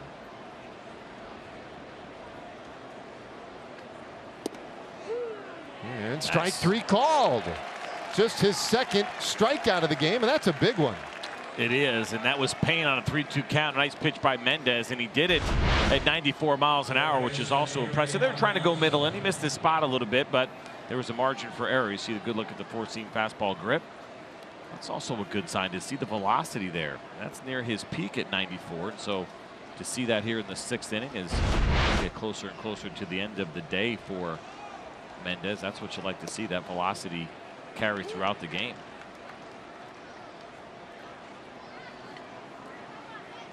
So just as Forsythe rather had flied out twice to right. Adrianza has grounded out twice to short. Certain patterns have emerged.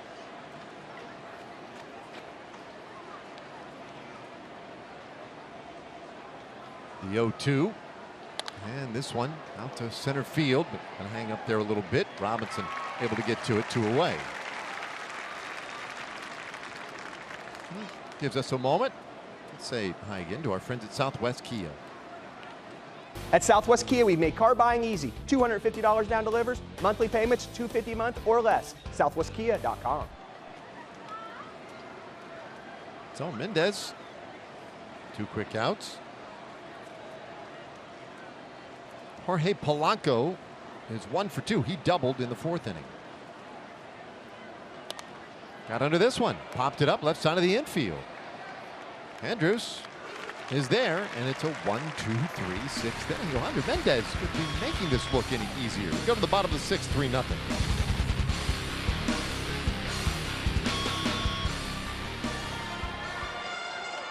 Sixth inning. With 2 in the 1st, a run in the 5th. So there are 3 runs so far today. Profar 1 for 2. Doubled back in the 2nd inning, struck out looking in the 4th.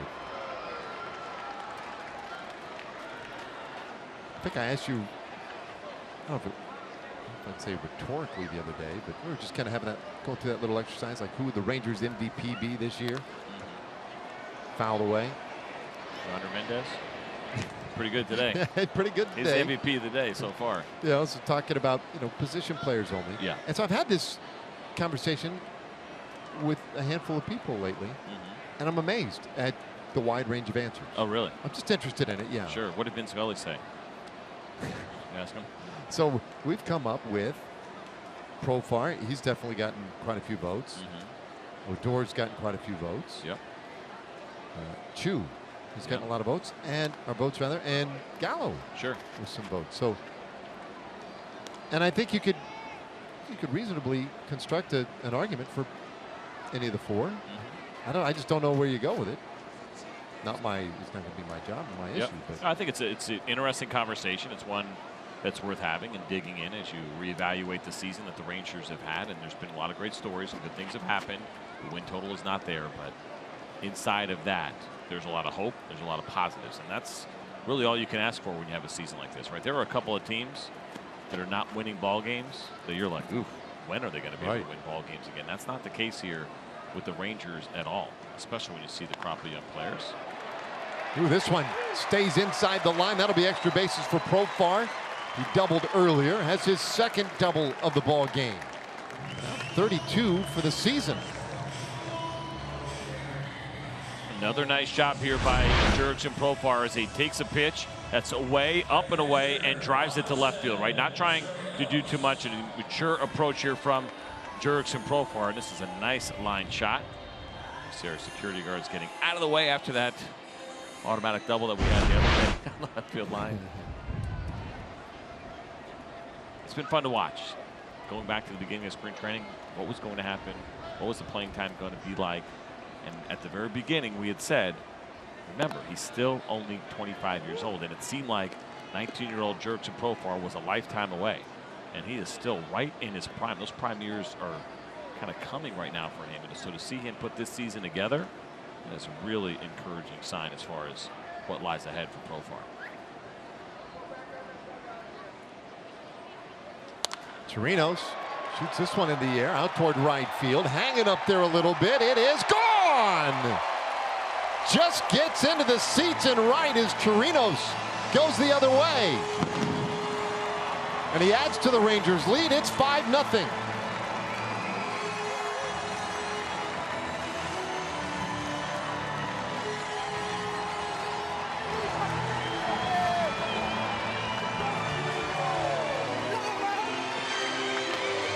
Take a look at the pitch first, and after the fastball that was taken for a strike, here comes a cutter at 85 miles an hour, and Robinson Chirinos is able to get out in front of this thing and drive it the other way. What impressive back-to-back at-bats by Jurickson Profar and Robinson Chirinos, both driving the ball the other way. Nice play by the fan in the first row. That is why you bring the glove. Very nice job, but to see both of those guys go the other way with authority, that starts to happen in this lineup, and especially at the bottom of the lineup. Some teams are going to be in trouble. You mentioned most runs scored since the All-Star break in baseball. It's things like that that make it happen. So Chirinos now with a career high tying 17 home runs. And with that home run has forced the primary pitcher out of the ball game today for the Twins. And so Tyler Duffy, I guess it becomes the tertiary pitcher, and he'll be on here. Can you spell that? When we come back.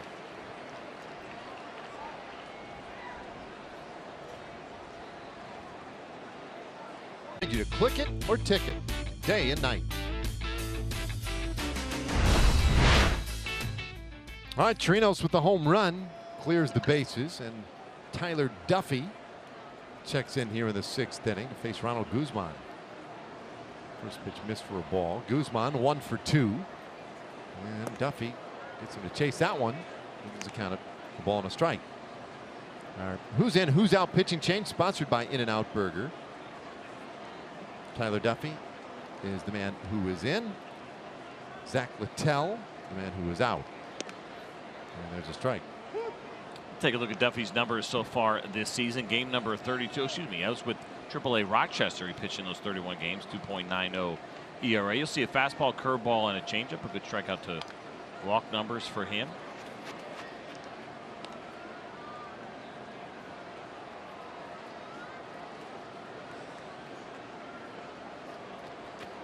Duffy's been kind of an up and down guy. He's got 11 games pitched at the big league level for the Minnesota Twins this year.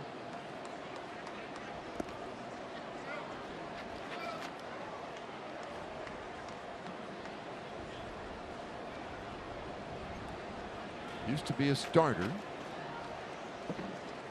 Transitioned to reliever last year. 56 appearances out of the bullpen last season, and now this year just trying to, I guess, become a consistent contributor at the big league level.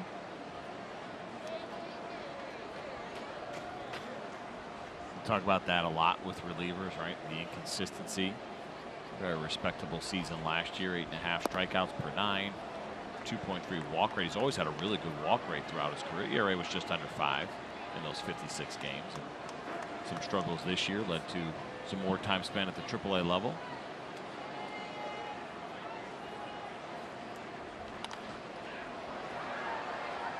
Count stays full on Guzman. He's an interesting guy. Look at, you mentioned guys with really good command, and that's what you want to see, right? Of course, you want to make sure your pitchers, especially relievers, are filling up the strike zone. They're aggressive, but home runs have been a real issue for him. So you start to wonder, okay, well, does he need to get out of the strike zone a little bit? This ball hit to the gap in right center field. That will get down and roll for a bit. Guzman around first, goes for 2. The throw coming in will be late, and Guzman with the double.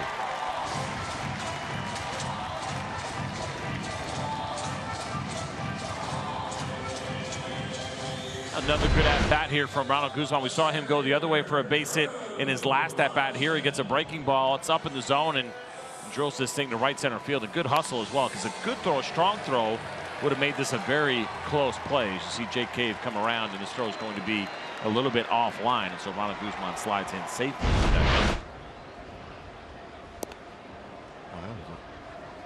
Healthy 9-pitch at bat, resulting in a double for Guzman, who is now 2 for 3 today.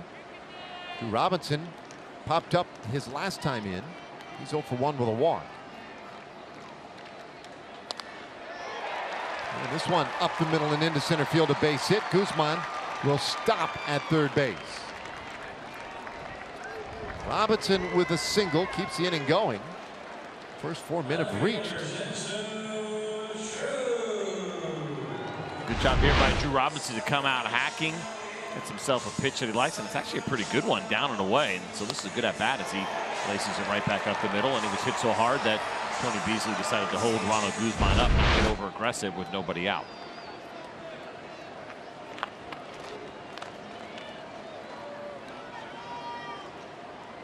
So 5-0 and trying to add to that. Here comes Chu. 0 for 3 so far today. Takes a strike.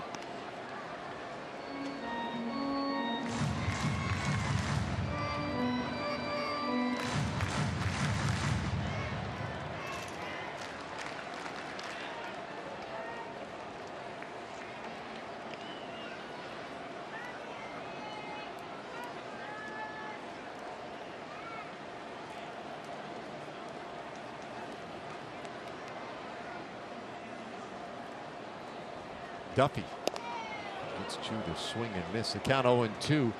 Well, this wraps up this series today. Our Wells Fargo look ahead. And tomorrow the Angels coming to town. You look at the leadoff hitters. Calhoun for the Angels. His numbers juxtaposed to Chu's.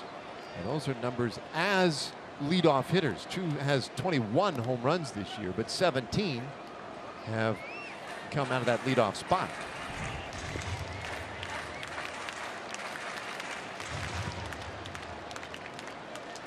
And the Rangers tomorrow, they will employ the use of an opener instead of a starting pitcher.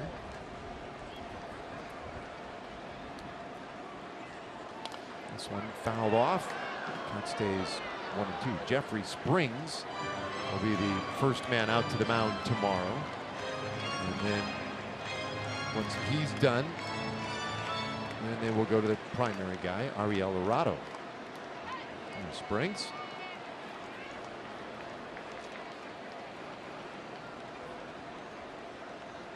Duffy's 1-2, a little bit tight. Let's check in with Emily.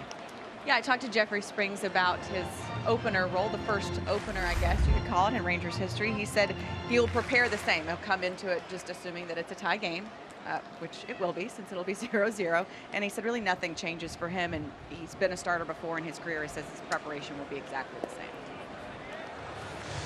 It's always cool the way technology can get you live reports from submarines.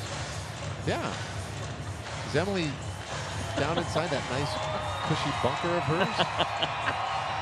I am not, but I am under the awning because I was trying to protect myself from the sun. I'll lean my head out next time. There you go. So it doesn't sound like I'm in a submarine. Thought maybe we'd watch it at an awkward time or something.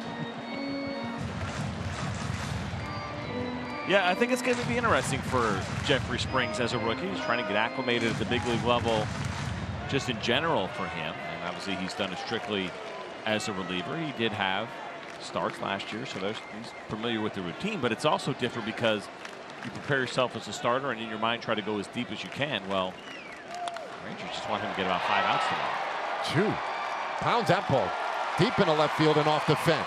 1 run is in. Robinson stopped at third. Chu with a double, and he makes it 6-0 Rangers. Boy, Guzman with a 9-pitch at bat got a double. Chu, that was on the 8th pitch. It's his 29th double of the year. And opposite field again, good look at the 2-seam fastball, and it's a pretty good pitch tailing away from Chu. But we know, we've talked about this a lot with him, his ability to slug the other way is up there with some of the best in all of Major League Baseball. And there he goes again, drilling one to left field and driving in a run. And we've seen that a lot of these Rangers this inning, starting with the Profar double, the Chirinos home run. Guzman double was pulled a little bit, but still kind of more to center field. Drew Robinson's base hit was to center, and now we see Chu going the other way. Infield in now, still nobody out. Rangers with 3 doubles, a home run, and a single in the inning. It's not to say you can't pull the ball. There's nothing wrong with pulling the ball. It's just a matter of making sure you're picking your spots on the right pitches to try to pull the ball. He tries to pull that one, it's probably a ground ball, but he stayed with it and drove it, got it up in the air to left. A chance here for Odor to really crack this one open. Walk, he's been hit by a pitch. Last time up, he doubled. There's Robinson there at third base. There's Chu out there at second. Rangers took 2 out of 3 in Minnesota, trying to do the same thing here with a win today. It's 2-1.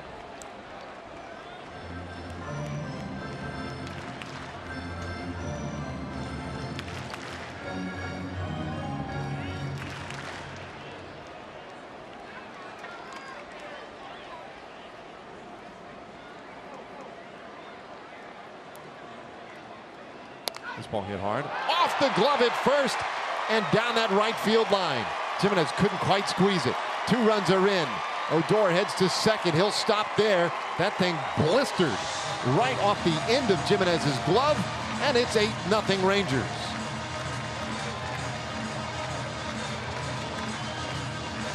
Another quality at bat by a Ranger, and for Bogdan Odor, his 23rd double of the year. He blisters this ball, and it was hit hard. It looks like they actually have switched it now to an error, but regardless, it's a good at bat.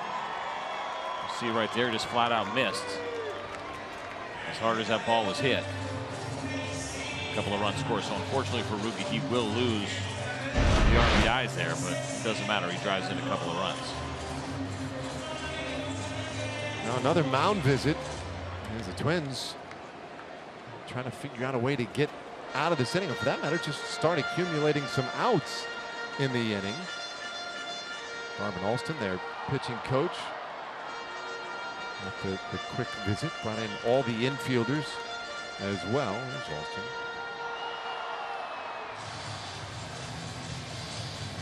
Do have activity out in their pen. Matt Belisle has begun to loosen. We have not seen the greatest defense from the Minnesota Twins in this series, right? Started with Polanco with a couple of errors. We got 3 today. 8 errors in the series by my count. They came in kind of middle of the road. 79 errors on the season coming into this one. That was the 14th most in Major League Baseball, so right near the middle.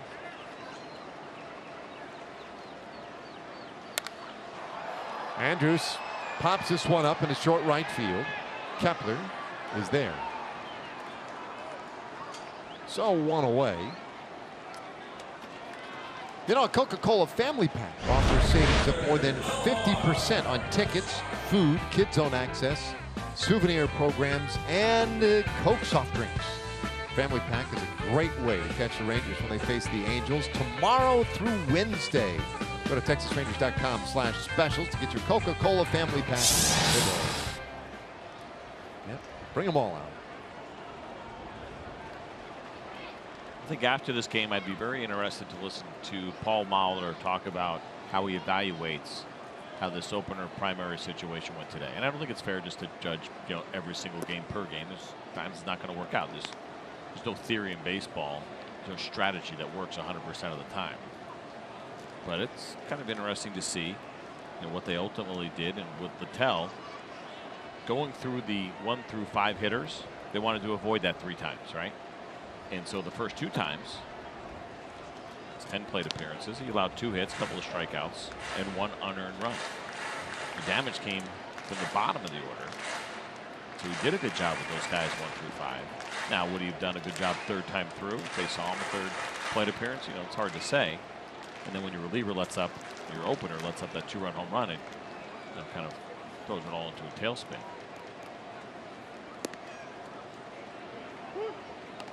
Two balls and a strike on Nomar Mazara. But I also wonder when you think about taking a starter, and even though he got a fresh inning, it's still not the same as starting the game, right? So he came in, started that 2nd inning, double, hit by pitch, you got a double play, and then a walk. So 3 of the first 4 got on. Anyway. This ball lifted high in the air out to left field. It's carrying well and gone. Mazara with a home run. And the Rangers just piling on in the 6th inning. Wow. Seen some real opposite field pop today by this Rangers team.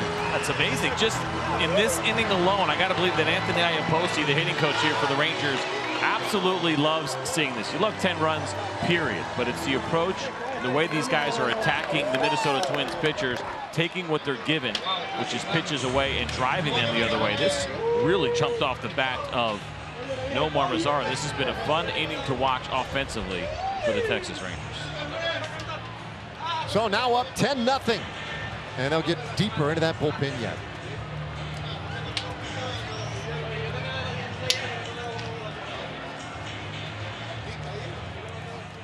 In this 6th inning. Yeah, the good look at the 2-seam fastball that was up, and once again a pitch that is away, probably even out of the strike zone. A Ranger hitter, and this time it's Nomar Mazara, goes up and gets it and drills this thing the other way. And our StatCast AI is powered by AWS, and it's showing us 100 miles an hour off the bat, 377 feet the other way for Mazara.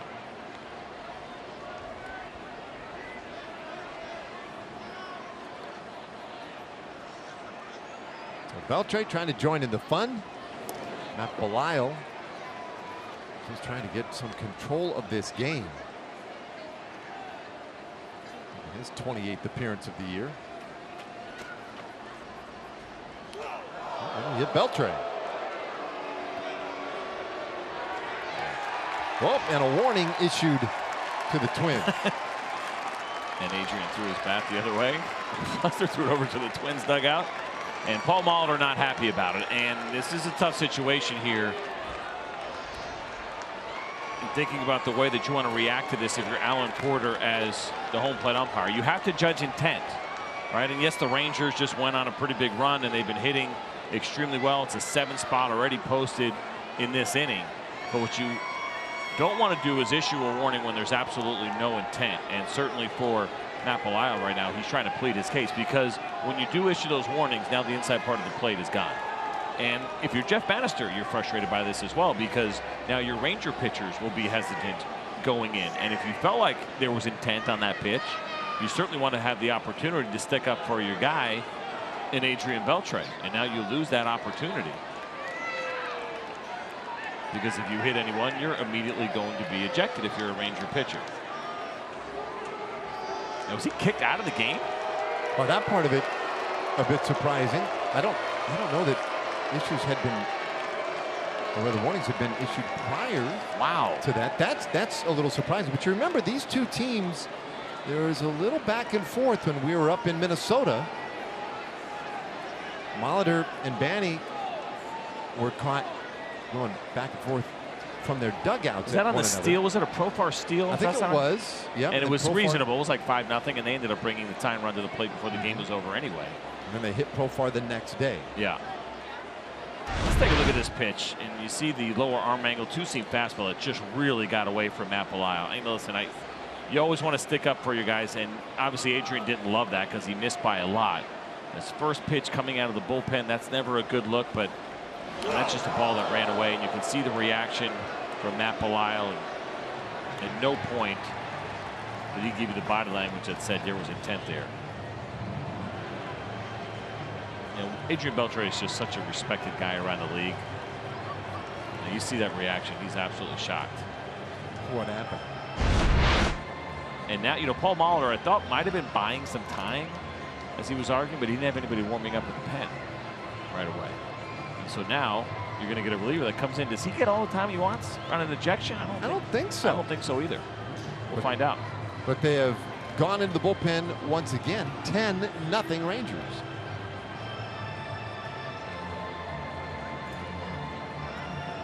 Beltre, who was hit by the pitch, enjoying some shade at the moment in the dugout. There was the ejection a moment ago after Belisle hit him on the first pitch. Belisle just came into the ball game and hit Beltre. And again, I go back to the series back in Minnesota when Profar was hit, and then not only the exchange on the field between Molitor and Jeff Bannister, but then after the game there was a conversation.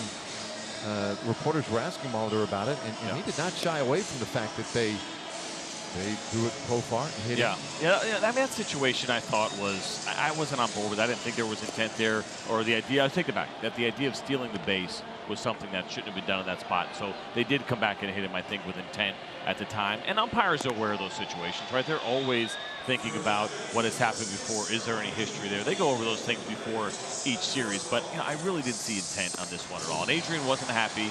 And I wonder if his reaction had something to do with Alan Porter's reaction and ultimate decision that he made in that spot. So it's, I don't know.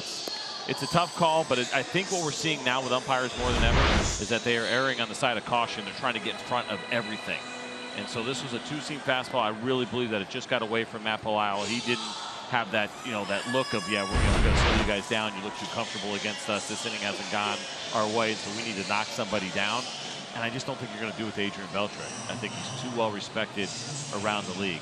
And I just really wonder if Alan Porter reacted based off of Adrian's reaction. Right? I mean, nobody has more fun in the game and keeps things loose than Adrian Beltre. He didn't look too happy about that hit by pitch.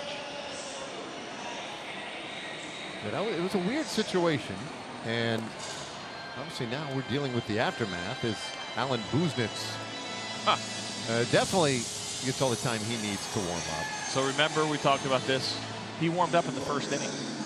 Yeah. It was over 2 hours ago. And this is one of those situations for me where I just don't love what potentially could happen when you use the opener. I think there's a place for it, and there's going to be some trial and error for teams as they go through it. That's asking a lot. We talk about the long man in baseball as the toughest role in the bullpen. because of situations like this that happen. Sometimes you get up early, might have to get up 2 or 3 times, and then you don't pitch at all, or you pitch really late, or maybe they need you in extra innings, and we just never know what's going to happen. And it's really tough for relievers, and to have that much time in between warming up. Remember, every time that phone rings, game adrenaline right away. Your heart starts pounding. That was 2 hours ago. And here he is again, and he didn't get that call. And that was like, hey, you're in the game without warming up at all. So that's a whole nother little kind of mental hurdle that he's got to deal with. So tough spot to be in. But the umpires made their call, and they feel pretty good about it. I did notice Alan Porter very clearly issuing an official warning to both benches. So it is not something that had existed prior to that moment. But now both sides have been warned, so there should be no more throwing with intent at any players, or for that matter, without intent. That's the problem, right? Pitch gets away from you, you hit somebody, you have to be ejected now. If you're Alan Porter, you have to. I mean, you are still sitting there judging intent, and you don't have to necessarily. I'm not saying it's a rule, but it's never a good look, I think, in a situation like this. After you've issued warnings, after you ejected a pitcher for throwing one pitch and hitting a batter, if you were not to throw out every other pitcher that now hits a batter going forward, or even knocks one down up, high and in.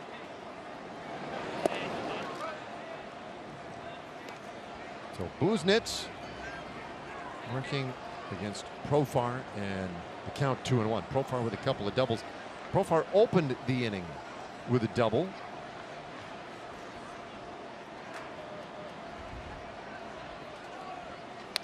And this ball smoked out to right field, and it is gone. Another Rangers home run. It scores Beltre and makes it 12-0.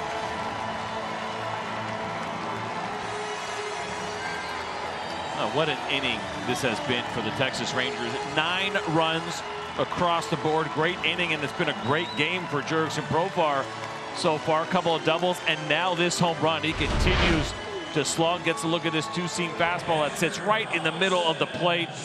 And it's a good pitch to hit, and he did not miss it. Check it out there, 105 miles an hour and 391 feet. Nearly caught a Ranger reliever down there as well. Now Chirinos, who is homered in the inning and is 1 for 2 today. Boy, this has just been an impressive onslaught of offense by this Rangers team.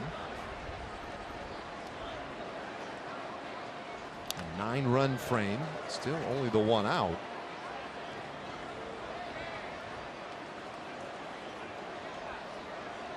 So I think that's now 10 extra base hits today, 6 doubles, 4 home runs. The season high this year, 11 extra base hits. The franchise record is 12.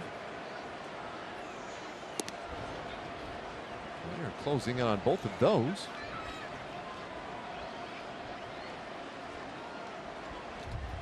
Every Ranger starter has scored.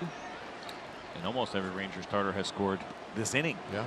Except for Elvis Andrus. Elvis, the only one this inning who has not scored. Of course, Elvis accounted for the first 2 runs of the game with his home run in the first inning. 2 balls, 2 strikes on Chirinos. And he strikes out for the second out of the inning. Don't miss a minute of the action. Final season at Globe Life Park next year. Full and half season tickets for next year are on sale now. And as a 2019 season ticket holder, you'll also secure your place in line for season tickets in the new Globe Life Field, which opens in 2020. Check it all out, TexasRangers.com/seasons. Buznitz getting a medical visit here to make sure that he is all right. So long afternoon and long inning for Paul Molitor and the Twins. It's just that much longer. I understand Max Kepler out in right field is hired a realtor looking for some real estate out there. Take a look and see if we can pick up anything here as far as after Buznitz threw that pitch. You see him wincing a little bit. throwing his arm down. Goes back and throws 95 on that fastball, so probably feeling okay. But I mentioned this is a real challenge for him. It's one of those things that just goes completely unnoticed. You're not going to get much credit for it. No one's going to bring it up. He warmed up in the first, pitching here 2 hours later, and coming into a situation where he didn't warm up in the bullpen at all. And anytime you come in that spot and they say take as much time as you want, yeah, well, you know everyone is waiting for you. Everyone in the ballpark, watching on television, and you do feel a little extra pressure to try to hurry up and get ready. Doing that after warming up 2 hours ago in the first, I don't love that. That's a challenge. Oh, he gets a corner call there. Alan Porter corner opening things what? up just a little bit. Whoa. Inning done. Rangers scored 9. It was a good inning for the Texas Rangers. It started off with that Jurickson Profar opposite field double, and it seemed like it was never going to end. 9 runs when it was all said and done.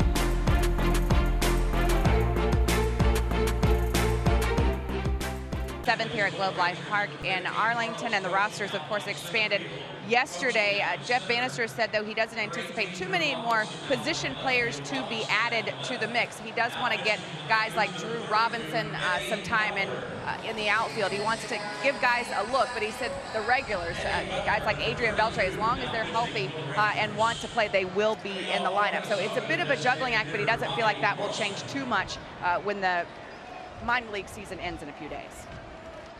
That's always a big part of the challenge when you expand those rosters. How do you get guys playing time?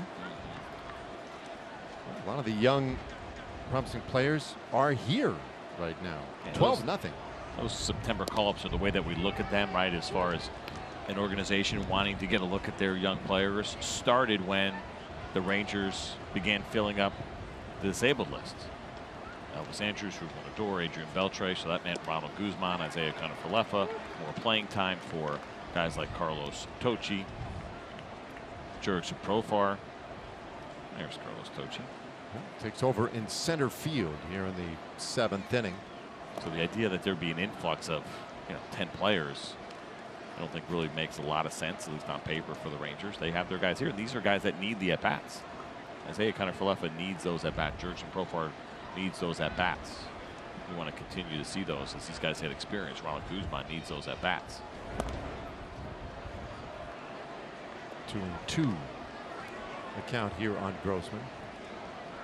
So Tocci now in center field. Drew Robinson takes over in left, and that'll give Chu the rest of the afternoon off. 2-2 pitch, and this one down the right field line, foul, and takes a wild skip up that railing. And after some real hustle, that lady's going to have herself a souvenir, will she? Yeah, there we go. Some work to do. Eddie Butler in now for the Rangers. 19th game for him so far this season. You'll see the fastball, slider, curveball, and the changeup for the Rangers right-hander.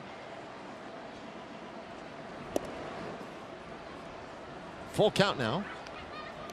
Well, Yohander Mendez, 6 shutout innings, allowed just 3 hits, 1 walk, struck out 2. Really nice afternoon for him. Butler hopes to continue to build on that, and a ground ball. That one sneaks through into right field, base hit.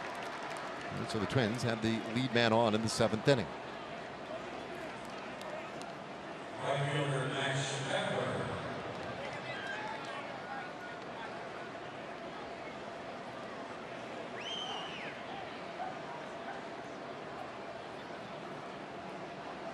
Grossman's second hit of the ball game. And now Max Kepler. Kepler hit into that tough double play for him back in the 4th inning. And he has also walked.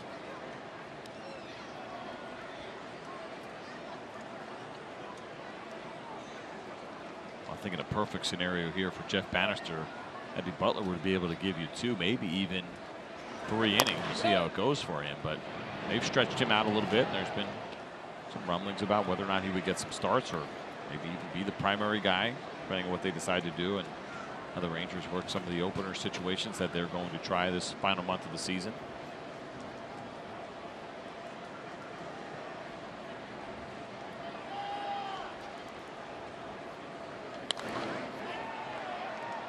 All the way 1-2.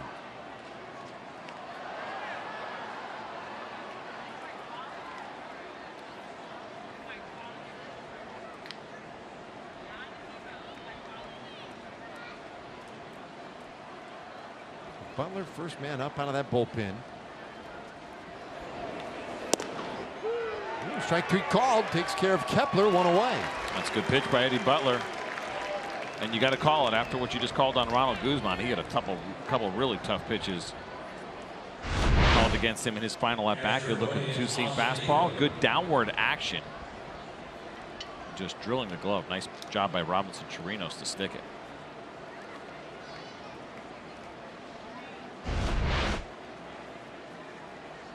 And so now Astudillo, who's 0 for 2. So it's September, so this wouldn't have to happen. But if it wasn't September and you ended up having to have a position player pitch in a game in which you used an opener, would you consider that a failure? I would. Bouncer third, Profar to second, Juan Odor makes the turn, and it's an easy 5-4-3 double play. And so Butler with a nice 7th inning. Time for the fans here to stand for God Bless America. And we'll turn it over to PA announcer Chuck Morgan. Your attention, please, ladies and gentlemen. Will you please rise and direct your attention to the area behind home plate and welcome back Kenny Orts. In honor of all the veterans who have served our country and the servicemen and women who are currently stationed at home and around the world, Kenny will now perform God Bless America. God bless America, land that I love. Stand beside her and guide her through the night with the light from above. From the mountains to the prairies, to the oceans, why with foam. God bless America, my home, sweet home. God bless America, my home, sweet home.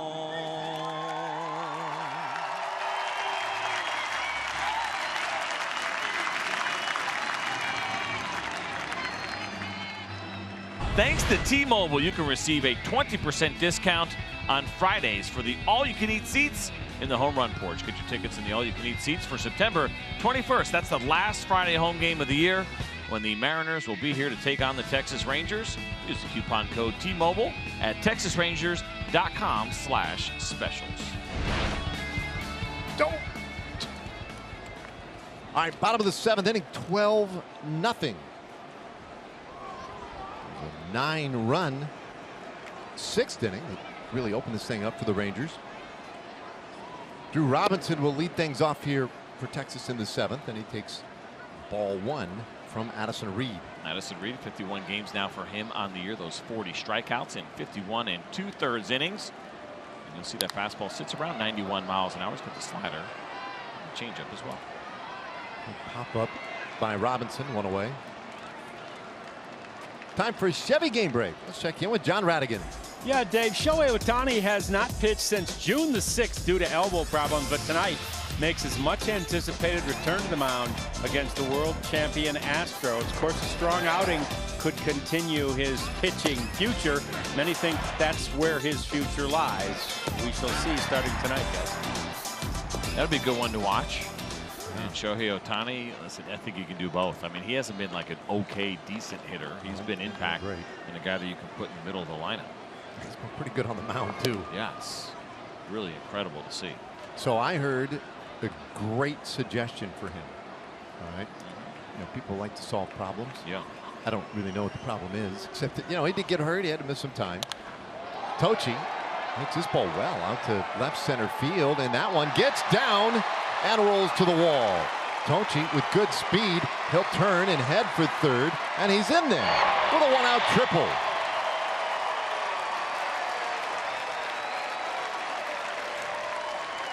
Well, that thing just kept carrying. Second triple of the year for Carlos Tocci. Yeah, it sure did. I thought maybe this would have had a chance off the bat. You see this pitch down the middle, meant to be in.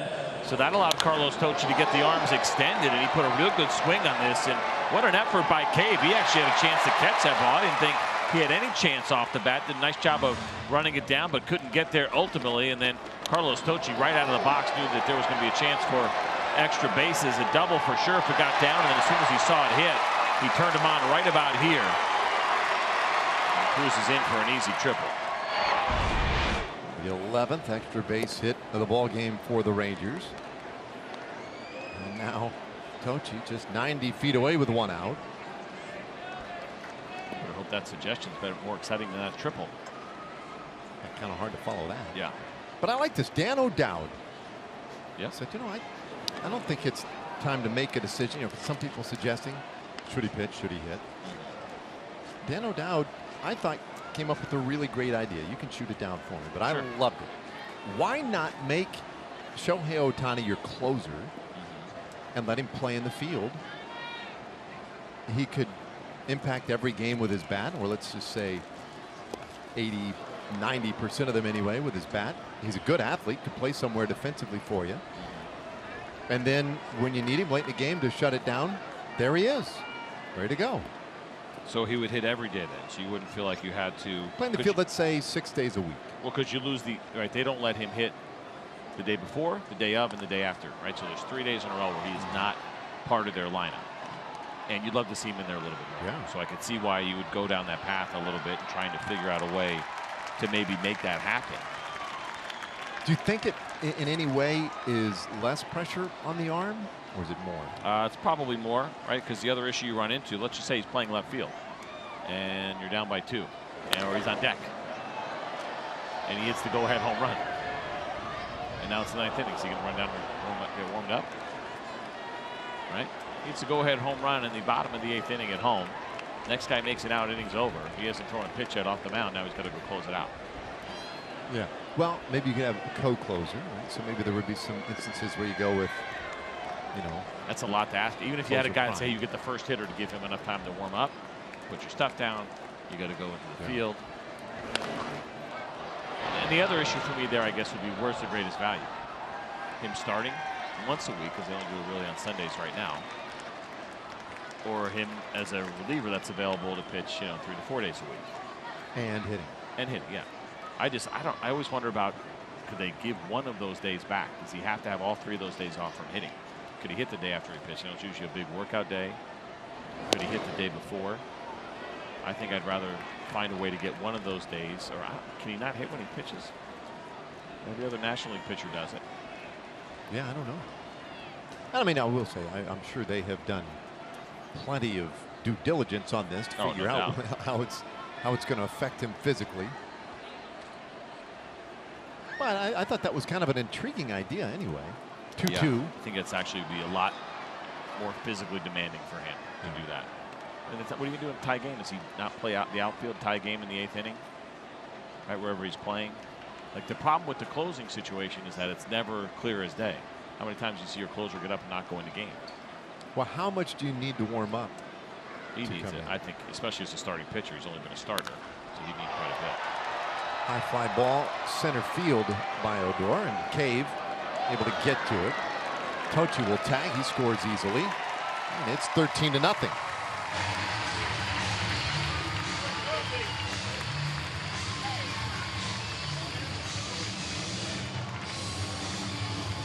Well, 2 away, the bases are empty, but an RBI for Rougned Odor.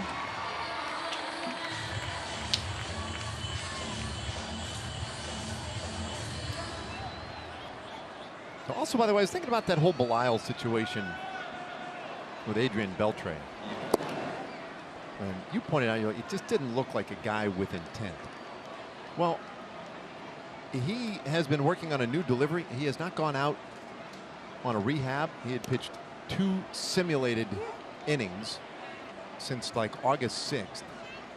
That was his first game action in nearly a month. And he went to a new arm angle.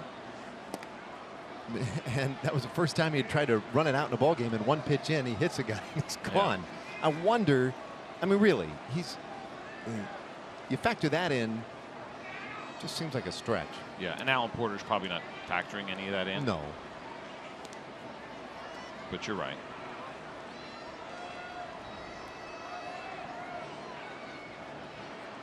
I'm sure Molitor, that was a lot of what he was trying to tell Alan Porter. A little too late. Andrews hits this one high in the air. Cave did not get a good read on that. Angling back, and it's Field who comes over from left to make the play and in the inning. That one almost became a little tricky. Rangers add a run, go to the 8th inning, 13-0.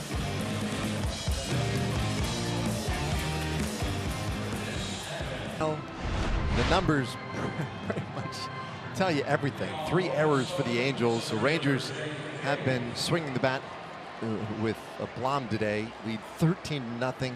Profar, Mazzara, you see Chirinos, Andrews. 11 of the 13 hits have gone for extra bases. And Yohander Mendez went 6 shutout innings, allowed just 3 hits. So what an afternoon it has been for the Rangers.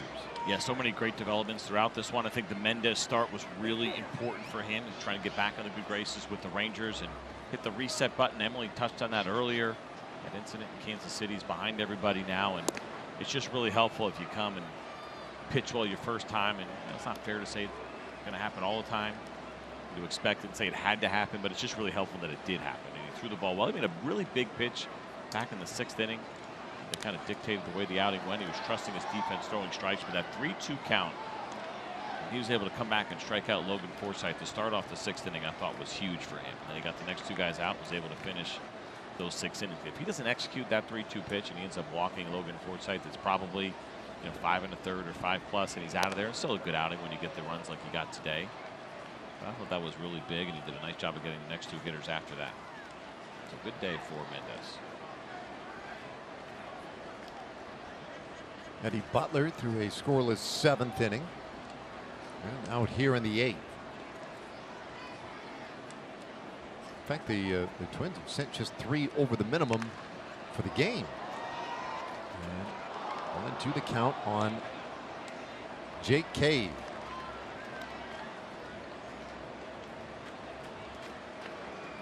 Paul Molitor, some frustrations today, and understandable, some of them. Talked about the ejection earlier. One of his pitchers, that was Matt Belisle. And then as we went to break, this exchange, Addison Reed and Alan Porter. Well, yeah, no, you're gone too. Well, Addison Reed probably was upset, first of all, what happened with Matt Belisle. Remember, as a bullpen, you're kind of the team within the team. He didn't like that. And then he was frustrated with some calls, and he probably told them what a bad day that he was having and how he blew that earlier, and a couple of other choice words that got him kicked out of this game. Cave hits this one a mile out to right field and into the upper deck. And another really good game for Jake Cave, his 10th home run of the year, and the Twins won't be shut out now. 13-1 the score. He came on a 2-strike pitch. This guy has absolutely been slugging against the Rangers. 4-seam fastball. Good look at the grip. Not a bad pitch. I mean, look how far in that ball is. And look at Jake Cave pull those hands in and still get the barrel to that. That's really impressive. That's not easy to do on an inside fastball and still be able to hit it with enough authority to get it out of the ballpark. I gotta tell you, it's been 3 days now against the Twins and a little disappointed in you. Yeah. Have you said once so easy a caveman could do it? I mean, not once. I'm not. Where are you on that one? I felt like I was going to write it down and pass it to you. Well, I felt like it was a little bit, what's the word, lowbrow. Oh, well, it's just a low-hanging fruit. It's kind of, for sure, Vince Scully would never do that joke. Probably not. I would do it in a heartbeat. But I kind of was banking on you. 2-1 pitch. So Butler gives up the home run to Jake Cave. Well, I didn't see it. Didn't feel It's natural. it's a miss. Yeah. It's a miss. And I feel We'll see what Twitter has to say about that. Yeah. I'm fascinated to know. Jimenez 0 for 2 today. And that one is ripped foul. So full count now. Uh-oh. Well, no argument. Whose was it? The important thing here is the right guy ended up with a baseball. 3-2 pitch. Another foul ball. There we go. Where's that go first? Instagram, Facebook, MySpace? It all depends who's at the game. If the entire family's there, then you might just save it, or it might go online. You know, but if mom or dad's not there or whatever, grandma, you might text it to someone first.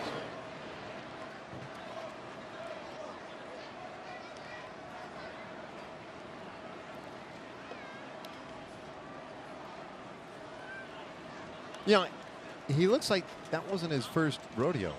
Yeah, I got the foul ball. Of course, I'm a cute kid. Sit down here all the time, I get foul balls. Can't believe it took this long.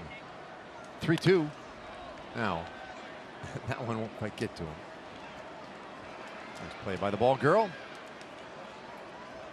Oh, I think she tried to hit that guy in the shin. Well, I think that's always an interesting option too, right? Listen, I don't want to be a person who picks somebody out of the crowd, because that means I didn't pick everybody else. So I will just chuck it into the middle of nowhere. Yeah, I like that.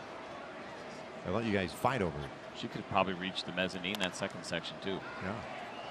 Well, Jimenez really trying to find a hit down that left side, but keeps going foul. And now this is going to be a 10-pitch at bat. That go in there? It did. It's probably going to stay in there too.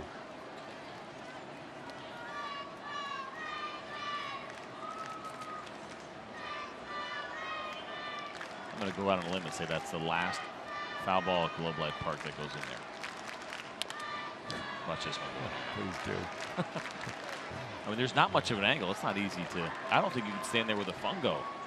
And if you had 100 balls, that they would go in there. 2 maybe. Now you're sitting there with the fungo bat, the practice bat. You don't think coach. you could? I said you. Oh, well, me, of course not. I couldn't hit it that far. I'd probably get about 75. Now, if you were pitching to me live, you'd turn on it, no problem. Jimenez takes the walk. Butler really had to work hard in that at bat and lost his man. A 12-pitch walk. Got a lot of pride in my fungo skills. It's one of those things as when you become a pitcher only. High school, you got to hit ground balls, fly balls to everybody. College, you got to hit ground balls and fly balls to everybody. I don't know if this has changed, but at the minor league level, the day after you pitched, you were hitting ground balls. That was more coaches, so I think it's probably changed. There's a ground ball. It could be 2. Nope. I'll just take the 1 out at second base. 6-4, the fielder's choice. We'll turn the lineup over back to the top. Hey, take your Rangers fandom to the next level with Texas Rangers Authentics. Go to TexasRangers.com/authentics. See how you can get everything from game-used baseballs to bases and autographed memorabilia. See what's waiting for you at TexasRangers.com/authentics. You might need to go there and get a game-used base. I do Take have home to get with one. Yeah, we had a little accident at the Nikowski house. I love when my youngest texts me because he texts me from my wife's phone. Yeah. And he always starts the text off, "This is Luke." And he sent me a picture and he said, "This is so annoying." And we had some bases in the backyard and one was chewed up and it looked like, I don't know, a Tasmanian devil got a hold of it. Yeah. And he concluded that it was run over by a lawnmower. And he is not happy. Might just take that one. Nobody's using it right now. Boy, can you imagine if I came home with that sweet base?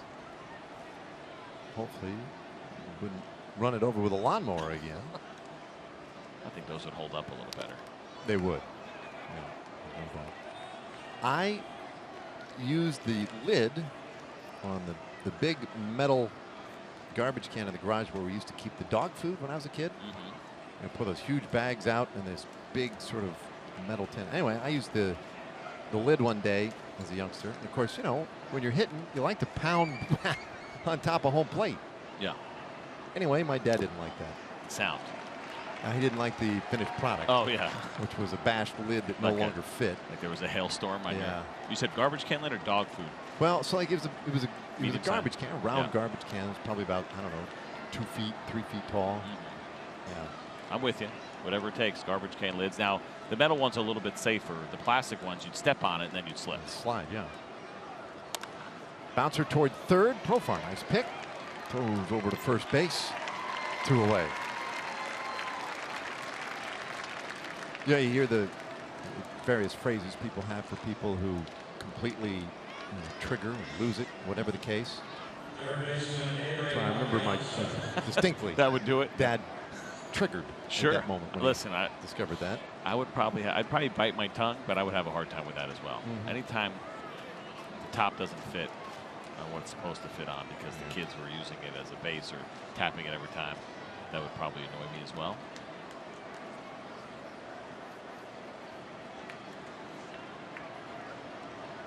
Adrianza now. The other thing I remember about all that as a kid was this one lined past second and into right field. Well, Johnny Field will score on the Adrianza base hit, and it's 13-2. So home run in the inning, and now an RBI single with 2 outs. Take a look at the pitch here from Eddie Butler. Pretty good pitch. 2-seam fastball down and away. Look at the location. That's exactly where he wanted it. And as frustrating as it might be for Eddie Butler, you want to be throwing strikes in this situation. You want them to put the ball in play. And Adrianza did a nice job of lining that ball in the right field. It's Polanco. Anyway, what I remember was when you'd make stupid mistakes like that as a kid and get in trouble for it and everybody be really, really, really mad. I remember always afterwards thinking like, wow, that really was dumb. Why didn't I see that? How is it that I couldn't think ahead to that next step? Like, well, what would the end result of this be? Because I see my kids do stuff sometimes. I'm like, did it not occur to you how stupid that was? Of course not. The frontal lobes, they haven't all gotten together yet. Yes, Front of the brain. Chopper foul. But see, I don't know if I'd have as much of a problem with it. I don't know if you could really predict that it wouldn't fit back on top of the garbage can, right? It'd be dented. You're like, all right, he's not going to be thrilled about that. But I don't know if you could really draw that conclusion as a youngster that also it wouldn't fit anymore because you dented it. That's part of it. Then at the same time, anything that is remotely close to the size of a base that's outside, it's kind of fair game to be used as a base. It's true. In the backyard. You want to be outside all day. Yeah. Got to use something. 2-1. Nothing worse than the picnic paper plate for a base. Oh. Those are brutal. Useless. Yeah. I guess where I grew up, the wind was always blowing.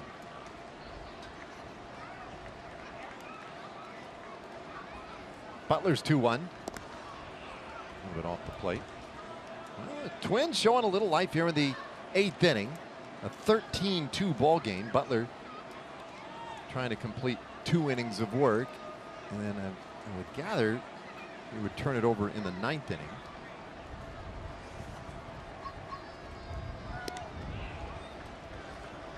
And there is ball 4.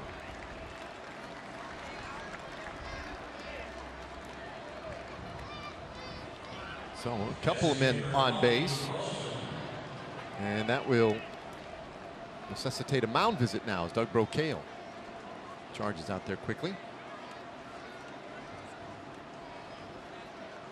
Taking a look out at the Rangers bullpen. Martin Perez getting loose. So we saw him in relief the other day. Might get another chance here this afternoon. Brocail here probably just buying a little time here, getting a little rest for Eddie. Well, yeah, I mean, these are one of these games that it's very easy to kind of lose your focus, right, when it starts to get out of hand. And I think for Doug Brocail, just making sure that Eddie Butler's getting back on track a little bit. Every outing is really important, right? As a new Ranger this year, he wants to make an impression. They have some plans and some ideas of where they think he could fit in. And so I think it's just that little reminder, give him a breather, but also get him back on track. Whenever you see a walk in a game like this, it's always one of those situations where, you know, you want to make sure your guy's locked in.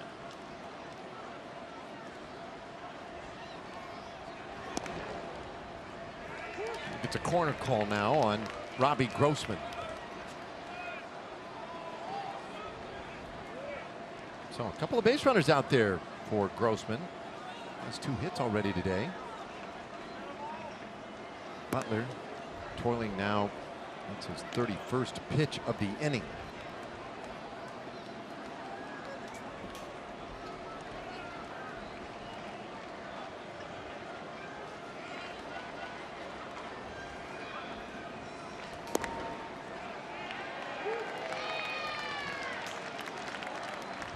Good velocity, 95 miles an hour. Eddie Butler's got some good sink.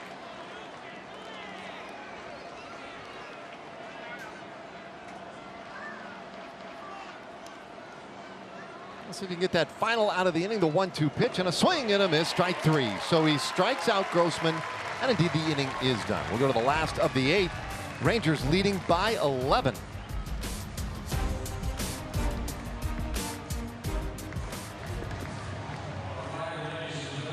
There's no hidden fees. That's transparency. By Ford. Visit your local Texas Ford dealer during the Ford Summer Sales Event. Ford is the best in Texas. And by Shiner Light Blonde. It's light done right. What an afternoon for the Rangers. An 11-run lead as we go to the bottom of the 8th inning. And you got your wish. You asked the question earlier, would it be a failure if a team going with the opener and primary pitcher had to end up using a position player to pitch in that game? Would that be a failure? I suggested it would be. And I don't know what your answer is on that yet. We had to go to break. But Chris Jimenez, who's not unaccustomed to pitching, this is his 11th major league appearance as a pitcher, though he is a position player. Here he is. Yeah, which is pretty incredible when you think about position players pitching and how often he has done it. And it's not, it's not like, hey, pitching college, he's got a really good arm. He's just comfortable in these spots and has no problem kind of saving the bullpen. Oh, that ball is hit a mile out to right field and gone. Mazzara tees off on Jimenez. 20th home run of the year for Nomar Mazzara. And the Rangers tie a franchise record today, their 12th extra base hit of the ball game.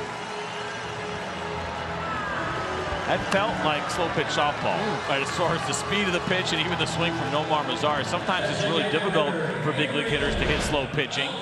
We'll get you a good look at the four-seam fastball. It's got a little hump in it. Nomar Mazzara stays on it, took a big swing, and he didn't miss.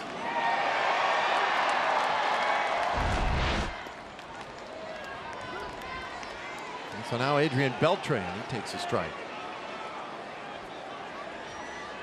It's the 4th home run that Jimenez has allowed in his pitching career.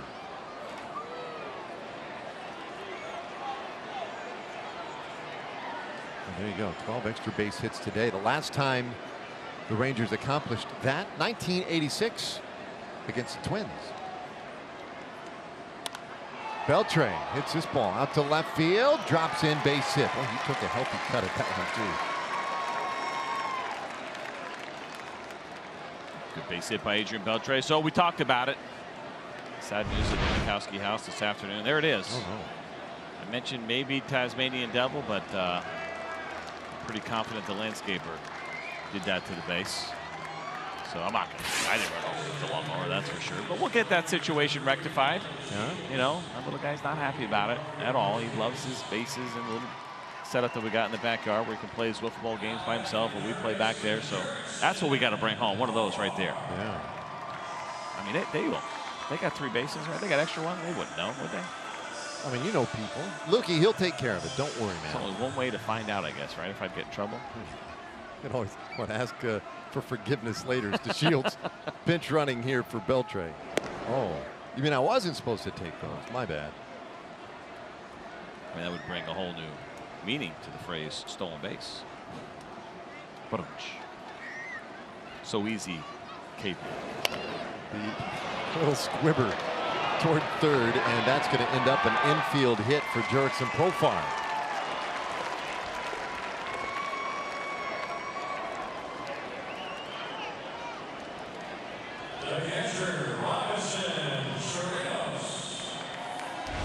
Well, it's been a really good day for Jurickson. I mean, he came out slugging today with a couple of doubles and a home run. He'll take this single as well. making it a 4-hit afternoon for Jerks and Profar. Exit velocity 20 miles per hour. Is that accurate? No, Yep. you're guessing. Is it 20? That's a lot. Let's see here. Shields at second. Profar at first. 89. 89, that can't be right. Wasn't 89. That's what this says. Well, that's wrong. That's Adrian's base hit. Boy, MLB at bat doesn't like long games. Well, we're only 3 hours in. Wait for Yeah, but it worked. I mean, they worked hard today. There's a lot going on. I told you yesterday they had Jed Lowry striking out in our game. There it is. 21 miles an hour. And rounded up. Oh, I don't. Now, it definitely didn't go 32 feet. I don't mean to poke a hole in our StatCast, folks, but the bases are 90 feet. Yeah, that's. That hit went probably 95 feet at least. Unless it's how far it traveled in the air. Did it travel in the air? I mean, maybe it hit 32 feet out in front of the plate and rolled. I guess that's possible. This ball powdered out to center field. Dave is back and will make the catch. One away.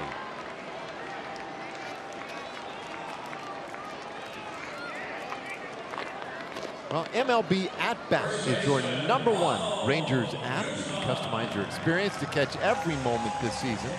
Get Rangers home screen icons and features like the MLB.TV Game of the Day, pitch tracking, in-game highlights, live radio broadcasts, stats, news, and plenty more. Download MLB At Bat today.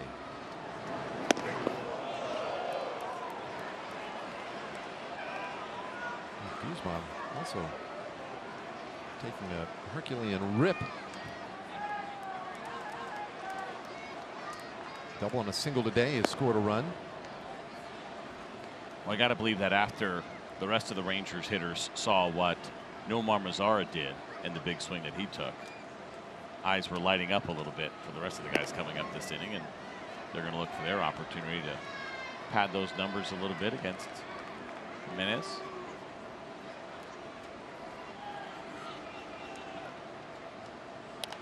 Into the bat. 2-2. Or Jimenez, however you pronounce it. Yeah, Jimenez.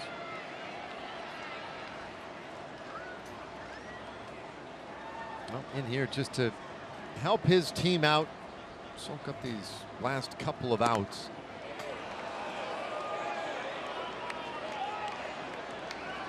Narrowly missed there. It's a full count. Assuming the Twins don't have tomorrow off. Well, they're going down to Houston. They play in Houston tomorrow. Ground ball, and that one just does trickle through right side. And that'll be an infield hit for Guzman. Gets the Shields to the plate. And the inning continues. 15-2.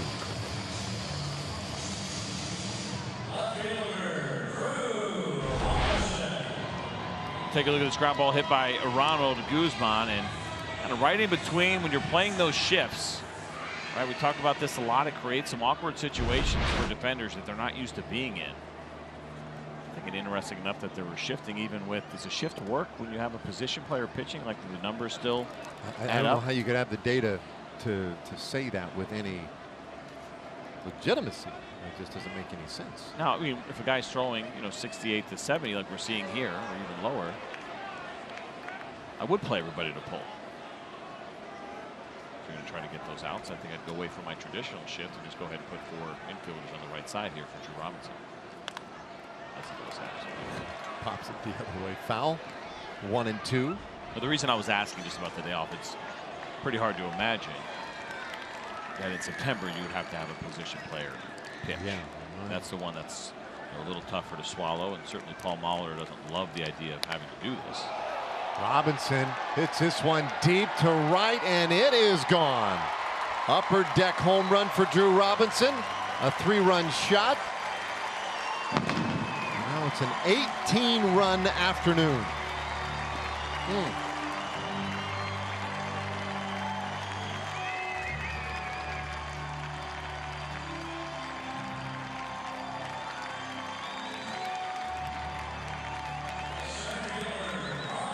Well, we'll take a look at the swing here from Drew Robinson. Looked like the changeup grip from Jimenez, and he left it up in the zone.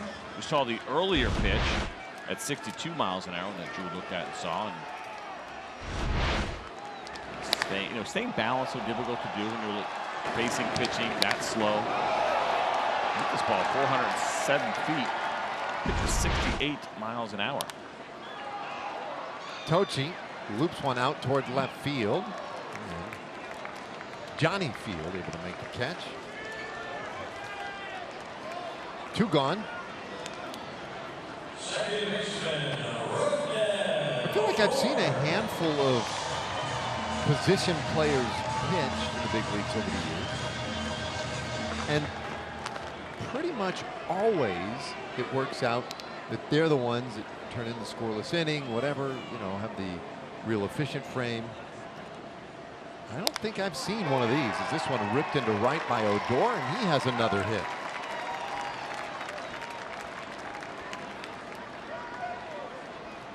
Five runs in this inning. Odor out there, and now the Rangers will have batted around. Tanner Falefa will pinch hit here for Elvis Andrus.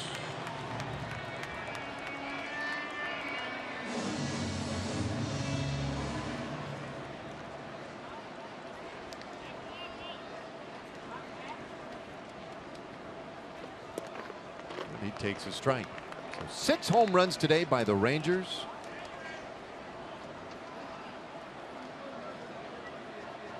Last time they did that, 2012 at Fenway against the Red Sox. Last time they did it at home, it's been 10 years. August of 2008 against the Tigers. Tanner Falefa couldn't lay off of that one. Strikes out to win the 8th inning, and the Rangers had 5 more runs. All right, 9th inning coming. Rangers up by 16. Here, 18 runs on 19 hits thus far, as we welcome you back to Globe Life Park in Arlington. John Radigan here with David Murphy and Mike Bassick. We're getting ready for Rangers Live, presented by Fios by Frontiers. Murph, what are we going to talk about? 3 quick things: offense, and offense. Yeah, okay. But of the big kind. Team record for extra base hits today. A lot of big flies and balls in the gap. And we'll talk about Mendez's great start in the defense behind him. Yeah, there was some great defense played, and we'll do it all right after the game, guys. It's Rangers Live, presented by Fios by Frontier. All right, thanks, John. Yeah, plenty to talk about in this one. 18-2. Major League Baseball's highest scoring offense in the second half. Just pounding lumps on the Twins today. 18-2, and a couple of defensive changes for the Rangers. Isaiah Kiner Falefa stays in the game at third base. Profar slides over to short.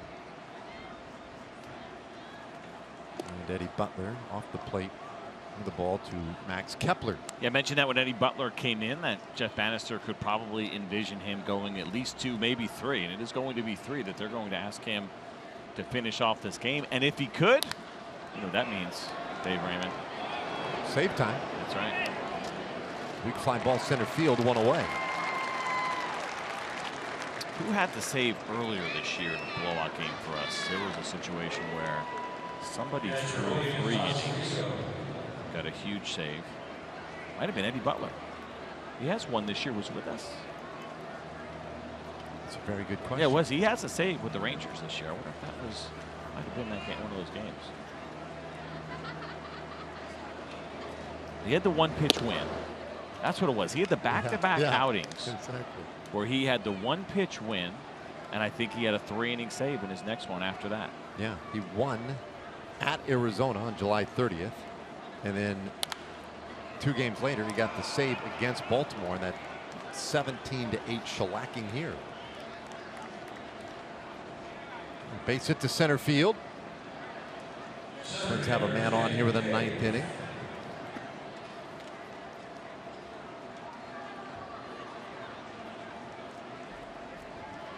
$18 runs, 19 hits today for the Rangers. Mendez went 6 shutout.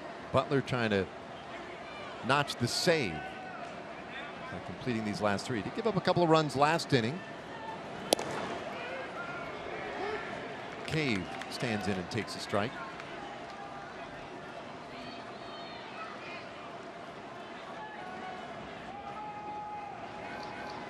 You gotta be careful with this guy. He's had a great series. He's been impressive to watch. He's done a pretty good job in center field defensively, but he's squared the ball up quite a bit. He also has gone the other way, the ball to left field.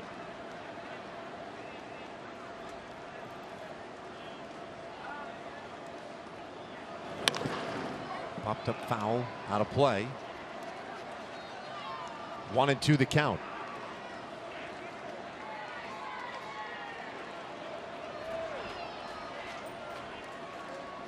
Well, the Rangers will get their shot tomorrow as far as using the opener.